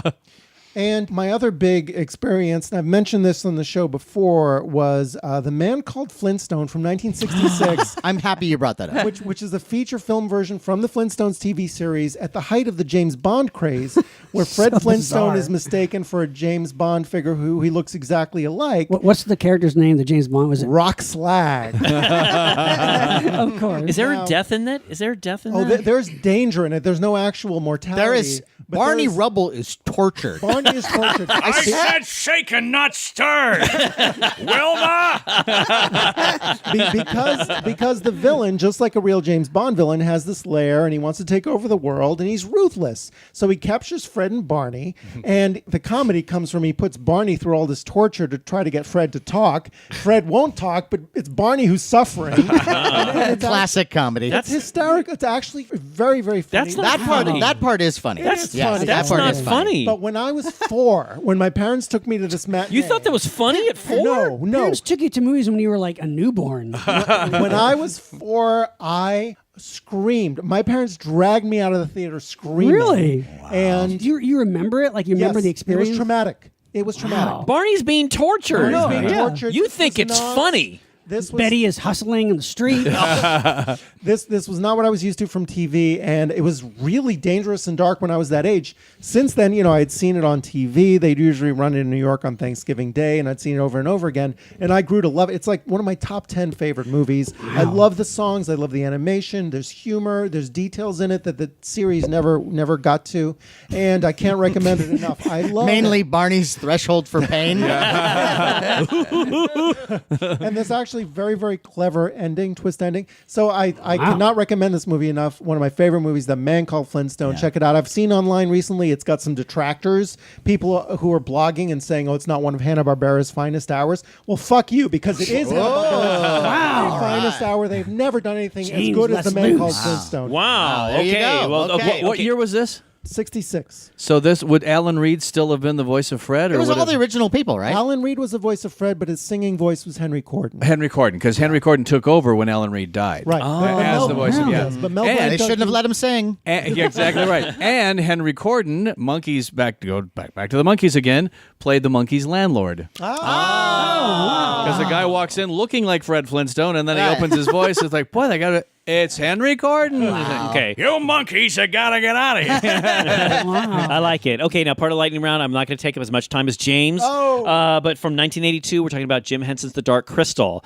Now, Right. just really quickly, my daughter and I watched this, and there were a couple. Yes, the Skeksis. This was Jim Henson, master of the Muppets and Kermit the Frog and all that stuff. Branching out, This making is his something dark. making it something that's serious and dark. In a nutshell, the story about this little gelfling, this little like elf-like creature who has to help repair this giant magical crystal that's been splintered. And supposedly by fixing that, it'll bring harmony to the world. And there's this amazing world. That's what they always say. There's this amazing world of all these weird creatures. There are these two sets of creatures, one that's kind of good and one that's kind of evil. The thing that really freaked out my daughter and me, as a matter of fact, is the course. Skeksis. The Skeksis are kind of have this big beak and they have this really Very vulture-like. Vulture, yes, Yeah, yes. yeah. And there was this one the old one that dies, and he's like mine, and he's really grotesque and almost like he has like snot coming out of his mouth, and also there's another Skeksy which pisses all the other Skeksis off, and they rip off all of his Chamberlain, clothes. Yeah. And the weird thing is all these creatures, they have a bunch of clothes on that kind of make them look bigger, and as they pull all away, scrawny. they're They're scrawny and scrawny, bony, yeah. and it freaked my daughter out. And actually, I'm watching it with her. I'm going, I remember seeing this in the movie. I have a beautiful cardboard standee which is 3-dimensional that has the crystal coming out, which is kind of cool. Yeah. But that has some really creepy moments. It's really neat how it comes together at the end where the crystal is kind of repaired. Barry Dennen is Yes. one of my good friends. Really? Who did the voice Yeah. of Chamberlain. And he said that originally, aside from Brian Froud being on the set and designing all this Yeah. great stuff, he said that originally Frank and Jim wanted it to be all this other language. Yeah. Like Yes. Passion of the Christ Yes. and all in Aramaic. You got to Yes. read subtitles. I remember that. So Really? it's all. So they shot it all in this other language. Yeah. Like, Yes. Really?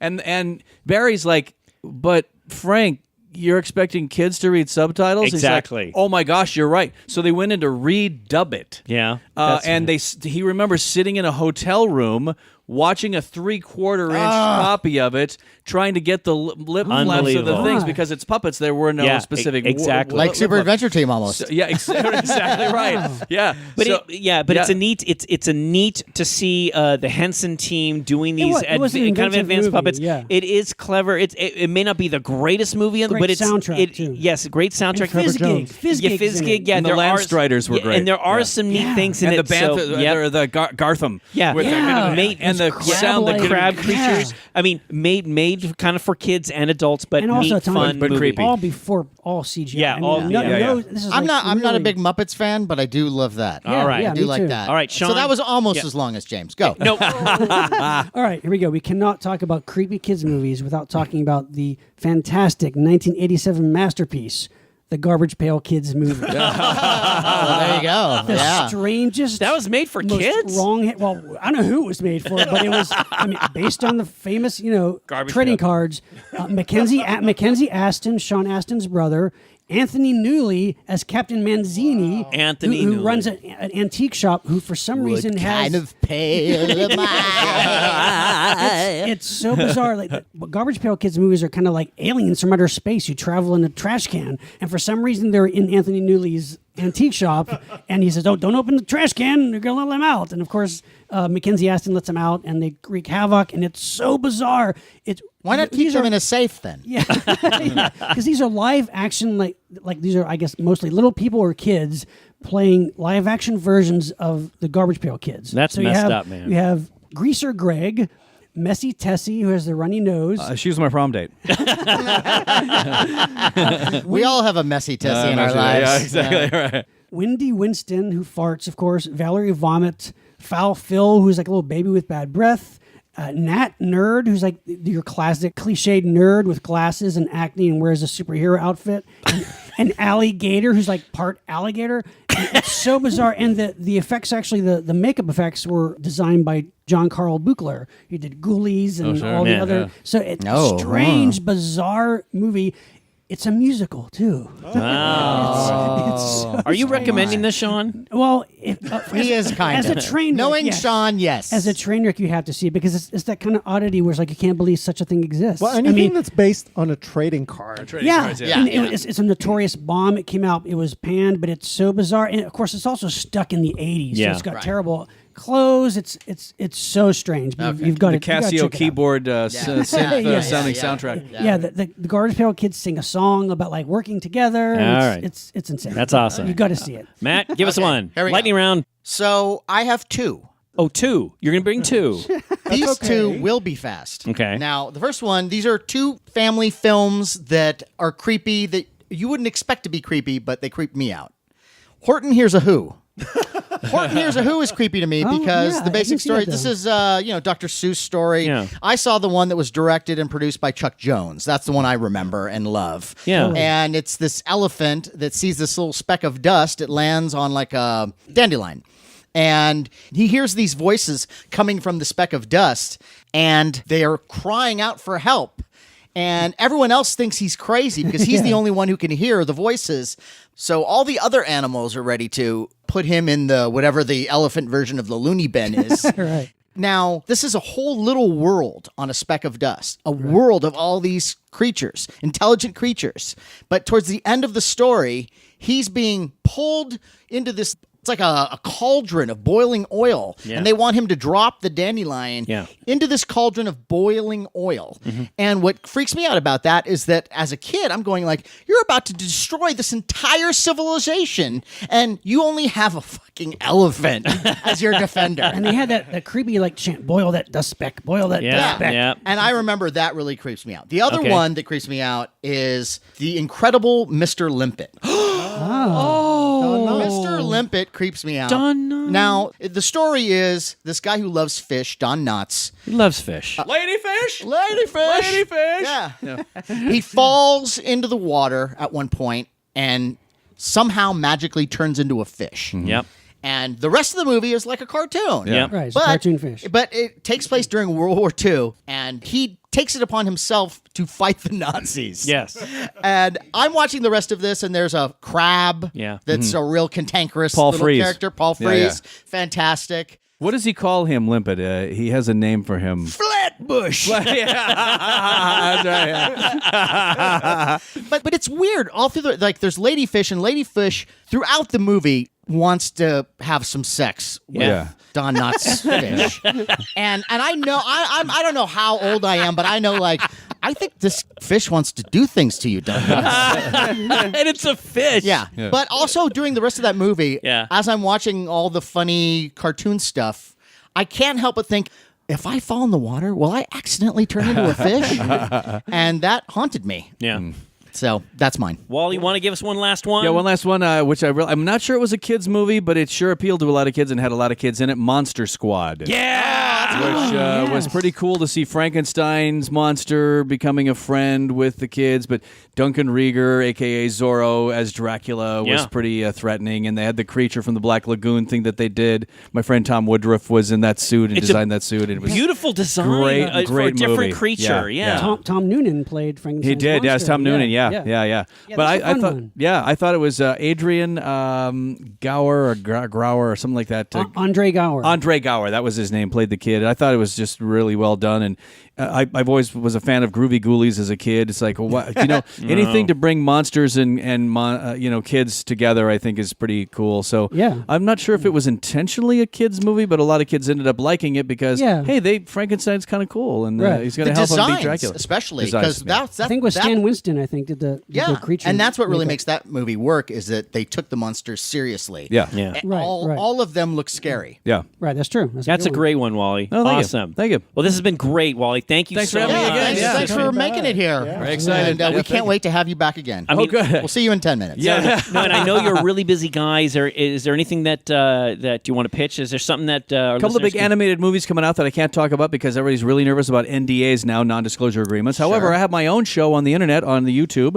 We have 2 episodes up there right now because when I was working on Tonight's Show, one of the editors came over and I was just giving him the tour like I do with everybody. And he says, there's a show in this. Yeah. I said, really? He's like, yeah, let me work on something. So we came up with Wacky Wally's Vintage Toys. Wacky And- Wally's Vintage Toys. Vintage Toys. We have 2 episodes. First one is about Iron Man. The second one is about Pinocchio. Uh-huh. We have 2 more coming. One is about dealing with the 1966 Batman toys, and Dark Shadows. Oh my And gosh. we have And- another 2 planned after that, dealing with James Bond and Star Trek. And the funny thing is, I've been to Wally's place. Wally, you have Yes, tons yeah. of You have a vintage great collection. toys. You have an amazing collection. Imagine doing a show all on toys. Would that be fun? No, awesome. but this is great. So each episode kind of spotlights a particular. It does, yeah. We can't get too broad with it because we have to keep it about 10 minutes because the YouTube, as Bridget Marquardt told me the other day, the average YouTube attention span is about 3 minutes. 3 minutes. So we're Yeah. pushing, Yeah, we're we've heard pushing it that. at 10. Yeah, Right, we're right. pushing it at 10, but it's like, well, we have cool guests. Ruben Procopio, former Disney animator, is in the Pinocchio episode. As we're talking, he's actually sketching Pinocchio. Wow. So yeah, we pick out just one particular toy and kind of focus on that. So it's on YouTube and it's called Wacky Wally's Vintage Toys. Wacky Wally's Vintage Toys. Yes. Awesome. Right up Follow our me on alley. Twitter at wally.wingert, or is that Instagram? At Wally Wingert. I think that's Twitter. Yes. Wally.wingert is Instagram, and Wacky Wally's Vintage Toys on Facebook. So thank you Awesome. again. Yeah, what Thank fun. you. Yeah. Please come back again. I will. We love you, Wally Wingert. Thank you. Yay. Time for a listener shout out. We have 2. Oh my These gosh. 2 gentlemen have bought the Monster Party cap recently. Ah, you're gonna love these caps. Yes, everyone Yeah. who buys a Monster Party cap on our eBay store, which is Monster Party Store, gets a shout out. Yeah. What a sad cry for help. No. What if we get hundreds of people buying hats? Then And what are we you have gonna do? hundreds of shout outs. No, Right. no. We have a Well, 4-hour show. Why not? We don't have a 4-hour show. When we do our marathon podcast, we'll save it for that. We should be so lucky. Okay? So who do we got today, buddy? Well, first off, we have Justin Gibson from Kalamazoo, Michigan. Justin Gibson. So if we say our cap is seen in Kalamazoo, it's not just a joke. It's actually seen in Kalamazoo. Oh, that's cool. Justin is a part-time instructor at Western Michigan University where he studied playwriting and English. Oh. And judging from his Facebook, he's also a Star Trek fan. Yeah. Justin. Just like you. Justin, that's an in-joke. You got to go back and listen to the Star Trek episode to understand it. And I just want to say it's a great episode. It is a great Sue Murphy episode. was our guest. I love her. She's amazing. Don't agree with everything with her, what she says, but Are you really about to give a history of all our prior episodes? no, I'm not. No, I'm Anyway, not. Justin, we appreciate your support. Thank you, and thank you for buying a cap. And the other shout-out goes to Joe Johnston from Chelmsford, Massachusetts. All right. Joe Johnston. That's a tongue twister. Yeah. Joe is a relatively new listener. He's principal engineer at MathWorks. He studied computer science at UMass Boston. He went to Cape Cod Academy, which is actually where I partly grew up. Cape Really? Cod. Yeah, I grew up in West Yarmouth, You grew Mass. up in Cape Cod Academy? Well, Cape Cod anyway. Did you So- study math? No. I Were you failed. an experiment? I was not good at math. Joe was a family man, judging by his Facebook posts. And Joe, we We're appreciate. making a lot of assumptions. No, I'm sure There's he's a family in the I'm background. sure he's got a wonderful family man. Joe, Well, hey, It Joe. appears that way. And Joe has also given us some helpful advice on enhancing Oh, here we go. as a computer science person, he's given us some helpful creative advice on enhancing our eBay page. So, Joe, Yes. Joe, we appreciate We do. the advice. Well, what's his advice? No, because You're we need keeping it all to yourself. No, because to put our actual Monster Party logo on our ID page on Right. Facebook. Because Because- right now it's just one of those outlines Yeah. of like a Is it? person. Yes. He wasn't sure it was one of those pirate sites that was Yeah. selling the Monster Party caps. So he wanted to be sure he was getting it from the source. Yeah. So, Joe, that's true. thank you for Yeah. making sure. Joe, Thank you for the thank you, advice. Joe. Joe and Justin, thanks so much. And these caps are very high quality, They right? are extremely you know, high I was quality. thinking about this because these caps are flexible, right? Yeah. They're flexible. So let's say you were like Exeter or Brack from This Island Earth with the enlarged forehead. Right. And you would think, oh, I can't wear the Monster Party cap. Oh, but yeah. you can because You they're can. flexible. The Velcro. right. Sean, Right? absolutely And then- right. Or if you have space mumps like David Lister in Red Dwarf. That's right. That's exactly. Although I would say if you were the Metaluna mutant, you'd have a Well, yeah, problem. that's true. because Maybe, but Metaluna mutant's head is incredibly large. well, you know, the Exeter- the Metaluna mutants are very similar to the insect life on our planet, larger, of course, and with larger degree of intelligence. Or the, Yes. the It's Alive baby, for that matter. no, I wouldn't trust my grandmother in a hat like that. no, that's no. I Or just want to say, James, you would know this. It's Alive, baby. I think could wear the hat. Or if you're a Telosian from Star Trek, you would think, Captain, I can That's wear pushing this it. cap. That's pushing it. Because Kirk would be like, Mister, you can wear this cap. I think the It's Alive baby could wear the cap Yeah. until Yeah. maybe about the age of 14. No, I agree with Matt, and I think the Telosian might have trouble. But don't you know. bring up You a could very stretch good it. point, Do we sir. need to market an alien cap? No, You might what, have like to. a big hat for like if Yeah. you have a Telosian If you're- head? What about if you're a saucer man from Invasion of the Saucer Men? Those Okay, no, giant there's bulbous no heads. way. There's no Okay. way. If we make a big alien head hat, we could probably only sell one to Pharrell Williams. But true. you know, at the same time, you know, our listeners who buy the Monster Party cap will get a shout out. But that is not to alienate our longtime listeners who have not bought a Monster Party cap, course. who might still get a shout out. But Because at the same they're time, awesome. Because what are they waiting for though? That's the question. Well, here's the thing that gets me. Are you saying they're only going to get a shout out if they buy a cap? No. Sir. No. No. No, they will I still want get a people to shout out. write a review, ask us Right. a question, send something to us on Facebook. Yes, if or it's Twitter, cool, if it's yeah. Send us Yeah. cash. No, Matt. No, if we want to be involved with our listeners, send us something cool. Send a question or ask us something or send some Hash. pictures. No.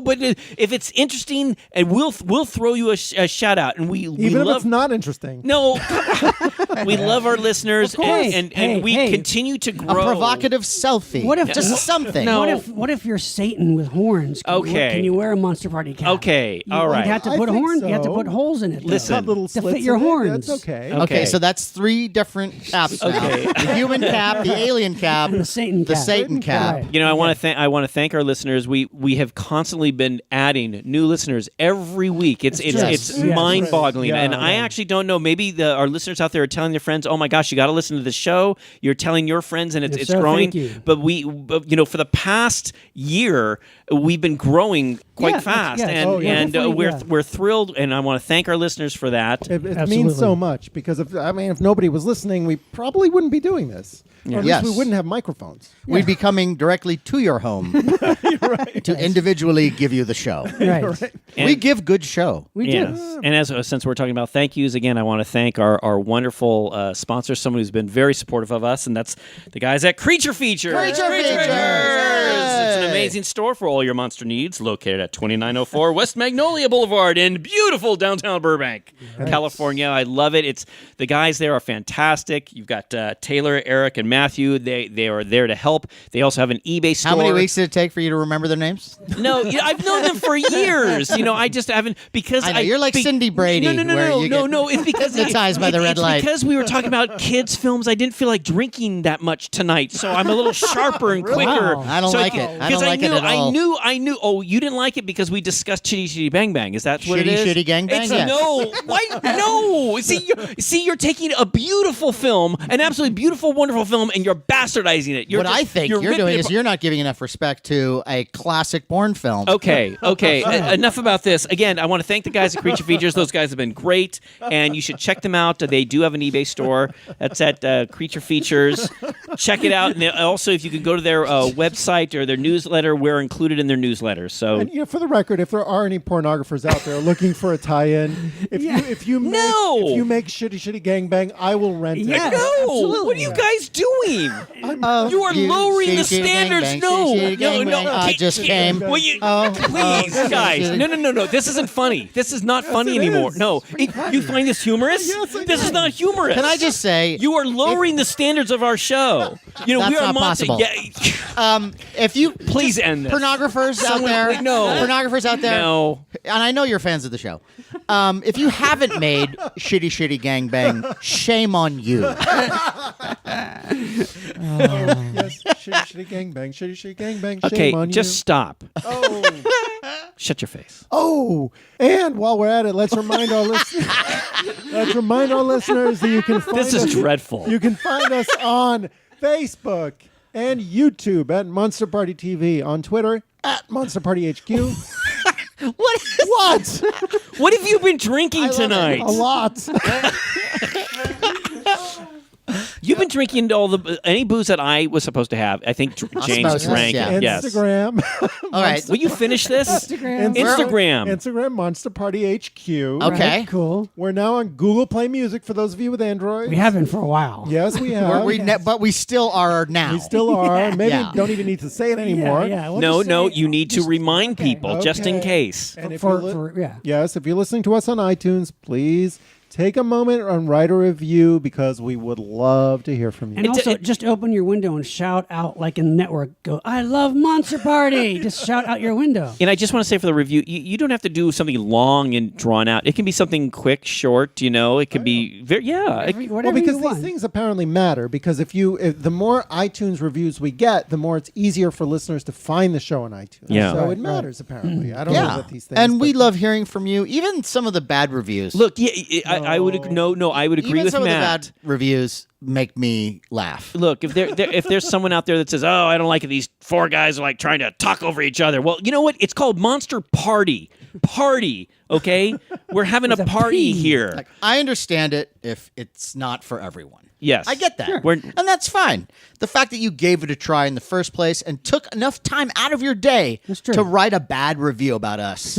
It's like writing me a poem. Right. That's kind of sweet. Yeah, but constructive criticism, sure, that's fine. You know, and we're always growing and we We are. listen. improving. Yeah. We listen to you folks. take it to heart. We want to be better too. Look, I'm trying not to call people clowns. Like us, please. I'm trying not to call people clowns. You know, I guess that rubbed a few Unless it's appropriate. Did it? rough. I guess you know. Who? So I'm just Was there a review that said stop Yeah, calling people yeah, clowns? well, I missed that one.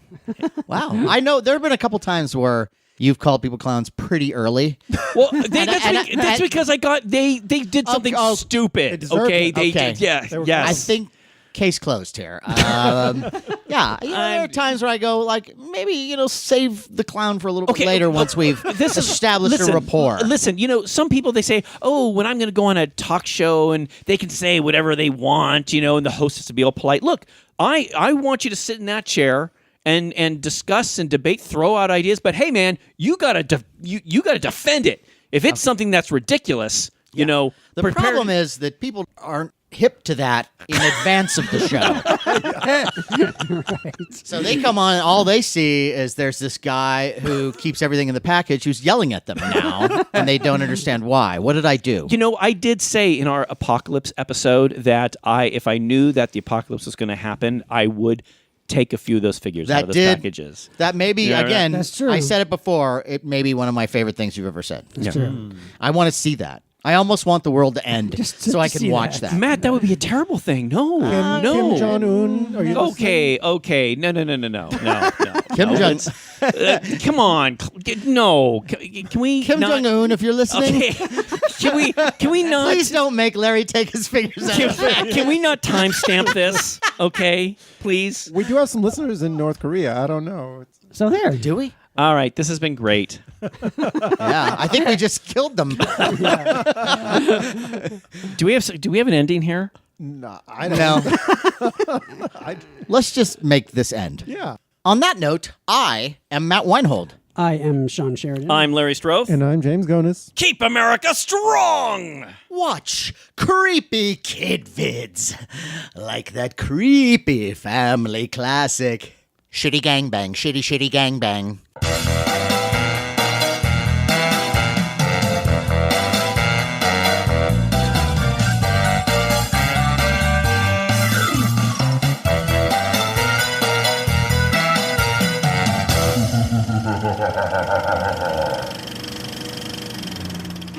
All right, we gonna do this? All right, let's do it. So we have our Crazy title. kid vid. Crazy. Okay, I good. like it. Yeah. Okay. Scary kid vid.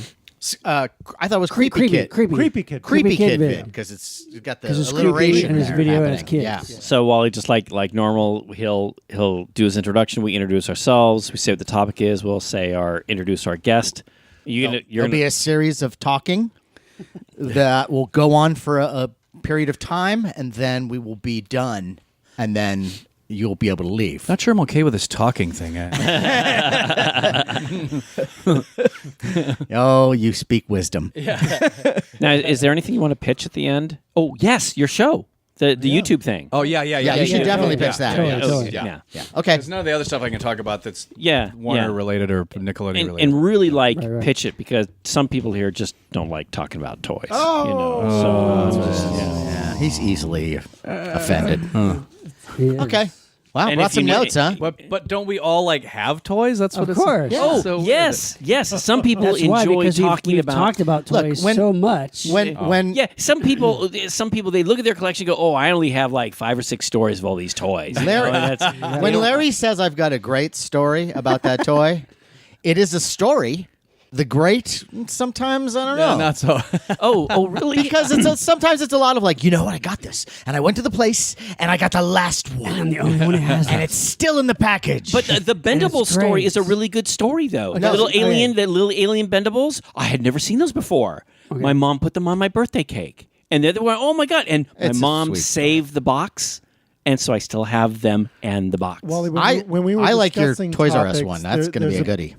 There's a backstory about when we were discussing topics having to do with toys, and that's what this. A lot of hurt feelings. But pitch your thing at the end. Yes. You know. All right, so let's do it. Let's get do it. it. There's Let's some go. scar tissue Test, involved in test. this. Yeah, whole- no, always hurt feelings before we even start. You know, Okay, after ready? a show, I go home and I cry. Actually, no, I get to the car and I go, "Why are they?" And then I so call mean?" him and go, "Are you crying?" And then I laugh and hang up. And he laughs. He laughs. Wonder why I come back. Okay, let's do it. Test. Okay, we're good, right? Okay, voice is good. All right, all right. It's called Creepy. Creepy Kid Vid. On So that. now we're gonna do our thing, and I gotta. What are we gonna say? On a watch Creepy Kid. Well, I know that part of it. It's the other part.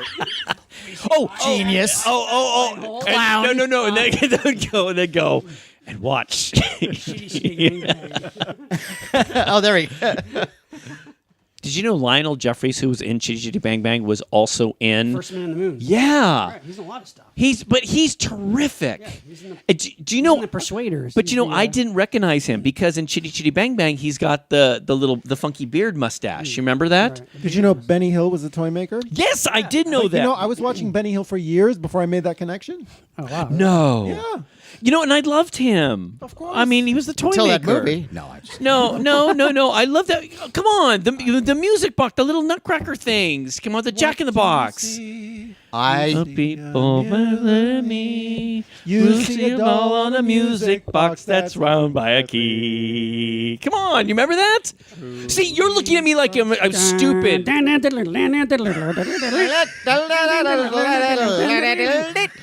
What do you see? We are. People gazing at me.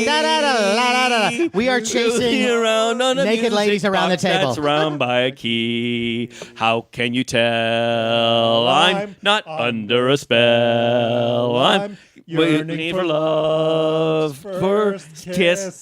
Please end this now. Please stop it now. Oh, you're dreadful. Oh, you shitty gangbang. Okay, Shitty gangbang. I See. just came. That's terrible. It's catchy. You gotta Don't It do. is Okay, catchy. can we end this, please? Okay. I was about to say getting on it. that note, but I was getting into character. Okay, your character? Yeah. You mean it's a character? Matt Weinhold's a character. Believe me. No, Matt Weinhold. I don't know who I am at all. I'm a real person when I do this. Not I don't me, come nope. to my character. Hey. The only time I'm real is when I go to my screaming place. All right. Okay. Here we go. Deep breath. What? Don't you dare tell me how to breathe. Deep breath. You didn't look like you were breathing. I don't. You worry about your own breathing. Is that better? That's a Shawn Sheridan breath. Well, he's been teaching me. He's my vocal coach. Phlegm. Okay. Flemco Studios presents a Sheridan Winehold joint. Flemco? Is that what it was? Flemco. Flemco? That is actually kind of funny. I like it, yeah. That could Okay. be something. Okay. On that note, I am Matt Weinhold. I am Shawn Sheridan. I'm Larry Stroth. And I'm James Gonis. Keep America strong. Watch creepy kid vids. Like that old family classic. Shitty shitty gangbang, shitty shitty gang. Oh, I couldn't say it. You're cursed. You're punished. You're talk about yes, porn. No, because you are being punished because You're right. I think you should just say chitty chitty bang bang. You'd like that, wouldn't you? I would like that. I think that would be nice. Okay. Like that family I classic. don't ever want you to ever say be Geez. nice to me ever again. You don't want me to tell you to be nice? No. Hasn't there been enough pain and suffering so far? Yes, actually, there has. There really has. All right, let's go. You guys just totally destroyed this beautiful film. Okay. I'm going to do a little bit more of that.